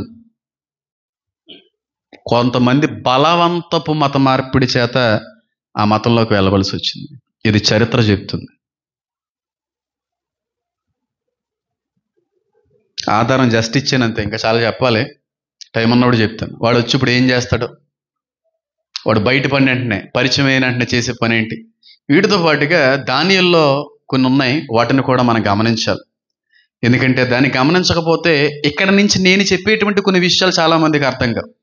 దాని గురించి కూడా చాలా మంది తప్పుగా వివరించినటువంటి వ్యక్తులు ఉండొచ్చు. నేను వాళ్ళని తప్పు పట్టట్లేదు. కానీ నాకున్నటువంటి ఆ కృప కొలది, నాకు ఇచ్చిన దేవుడి జ్ఞానం కొలది, నా సాయశక్తిలో నేను దాన్ని వివరించే ప్రయత్నం చేస్తాను. కాబట్టి నెక్స్ట్ క్లాసుల నుంచి అస్సలు పొరపాటును కూడా మీరు మిస్ అవ్వకండి. ఎవరో బ్రదర్ మార్నింగే కమెంట్ చేశారు, your church members are so blessed brother. ఎంతో ధన్యత చేసుకున్నారు మీ సంఘ సభ్యులు, ధన్యులే ఉన్నారు నీ సంఘ సభ్యులు. నేను దేవుని ఎంతగానో స్తుతించాను. భౌతికంగా నా కళ్ళ ముందు కనబడేటువంటి వారు మాత్రమే నా సంఘ సభ్యులు అని అనుకోవట్లేదు. నేను దేవుడు మూలంగా నడిపించబడేటువంటి నా సందేశాలు విని బలపరచబడే వారందరూ యేసు నామంలో ఉన్న సంఘ సభ్యులే. నిన్న ఇన్ని ఫోన్స్, ఒక 3 ఫోన్స్, అన్న బాప్తీసం తీసుకుందాం అనుకుంటున్నాం, నీ వాక్యాన్ని బట్టి కట్టబడ్డాం, మారు మనసు వచ్చింది, రక్షణ పొందుకోవాలనుకుంటున్నాం, నేను ఎక్కడ ఉన్నాను, వచ్చి బాప్తీసం తీసుకుంటాను. ఒకళ్ళు, అన్న నేను మా భార్య బాప్తీసం తీసుకుందాం, రాత్రి 3 గంటలకు వాయిస్ మెసేజ్. అందరూ ఎంతమంది ఆ వాక్యంలో కట్టబడుతున్నారంటే, ఎంతమంది ఆత్మీయంగా ఎదుగుతున్నారంటే అంతమంది ఎదుగుతున్నారు. అన్న చాలా మారు మనసులోకి వెళ్ళి నడిపించబడ్డాం, చాలా ఆత్మీయంగా కట్టబడుతున్నాం, బాప్తీసం తీసుకోవాలనుకుంటున్నాం, మా పేరు ఇది, మా భార్య పేరు ఇది, ప్రార్థించండి. అంత్య దినముల్లో నీ బిడ్డల మీద నేను ఏం కుమ్మరిస్తానో? ఆత్మను కుమ్మరిస్తాను. వారు దర్శనాలు చూస్తారు, ప్రవచనాలు పలుకుతారు. మన గొప్పతనం కాదు, అంత్య దినాల్లో ఉన్నాం కనుక ఈ బిడ్డల మీద దేవుడి యొక్క ఆత్మ కుమ్మరించబడి అలా వాడబడుతున్నాం అంతే. నా బిడ్డల మీద, నీ బిడ్డల మీద. కాబట్టి ప్రార్థించండి, రాకడికి సిద్ధపడండి, అనేక మందిని సిద్ధపరిచేటువంటి వారై మీరు ఉండండి. సమయం లేదమ్మా, నేను బల్లగుద్ది చెప్పగలను నేను ఈ మాటని. ఎవరైనా ముక్కు మొఖం తెలియని వ్యక్తి, క్రీస్తుని విమర్శించే వ్యక్తి, ఒరే పాస్టరో నువ్వు కానీ అందరి ముందు నా పాదాలు పట్టుకుని బ్రతిమాలితే నేను యేసు దేవుడిని ఒప్పుకుంటానంటే, అలాంటి స్థితిలో నేను కాళ్ళు పట్టుకుని యేసే నిజమైన దేవుడిని బ్రతిమాలడానికి కూడా సిద్ధమైనాను. ఎందుకంటే ఆ దినం ఆసన్నమైందని చెప్పి ఆత్మ ఘోషిస్తూ ఉంది, ఆత్మ ప్రేరేపిస్తూ ఉంది, ఆత్మ సిద్ధపడిపోతూ ఉంది. తెలియని ఉత్సాహం, తెలియని ఉద్యమం ఆత్మలో కలుగుతూ ఉంది, శరీరానికి భయం వేస్తూ ఉంటుంది. కానీ సమయం లేదు. యూదులు నాణాన్ని ముద్రించుకున్నారు. ఒక నాణం. ఆ నాణం మీద ఏ కోరేష్ అయితే 2 యెరూషలేము దేవాలయానికి పర్మిషన్ ఇచ్చాడో ఆ కోరేష్ ఫోటోని, ట్రంప్ ఫోటోని వేసి ఒక నాణానికి ముద్రించారు. తెలుసా యూదులు? ఇంకా టైం పడద్దని ఎలా అనుకుంటున్నారండి? పిచ్చి కాకపోతే ఆ దినమున నీకు తెలియదు అంటున్నాడు, దొంగ వల్లే వచ్చి వెళ్ళిపోతానంతే. బుద్ధి కలిగిన కన్యకులు, బుద్ధి లేని కన్యకులు, ఆ సందర్భం, ఆ ఉపమానం పర్ఫెక్ట్ సింక్ అవుతుంటుంది దానికి. మీ ఇష్టం. బుద్ధి ఉంటే రక్షించబడండి. మీ బుద్ధులన్నీ, మీ హృదయాలన్నీ కూడా, మీ ఆత్మలన్నీ కూడా ఆత్మతో నింపబడుటకు ప్రయత్నించండి. లేదనుకుంటే ఆత్మ అలాగే నిర్జీవంగా ఉంచేసుకోండి.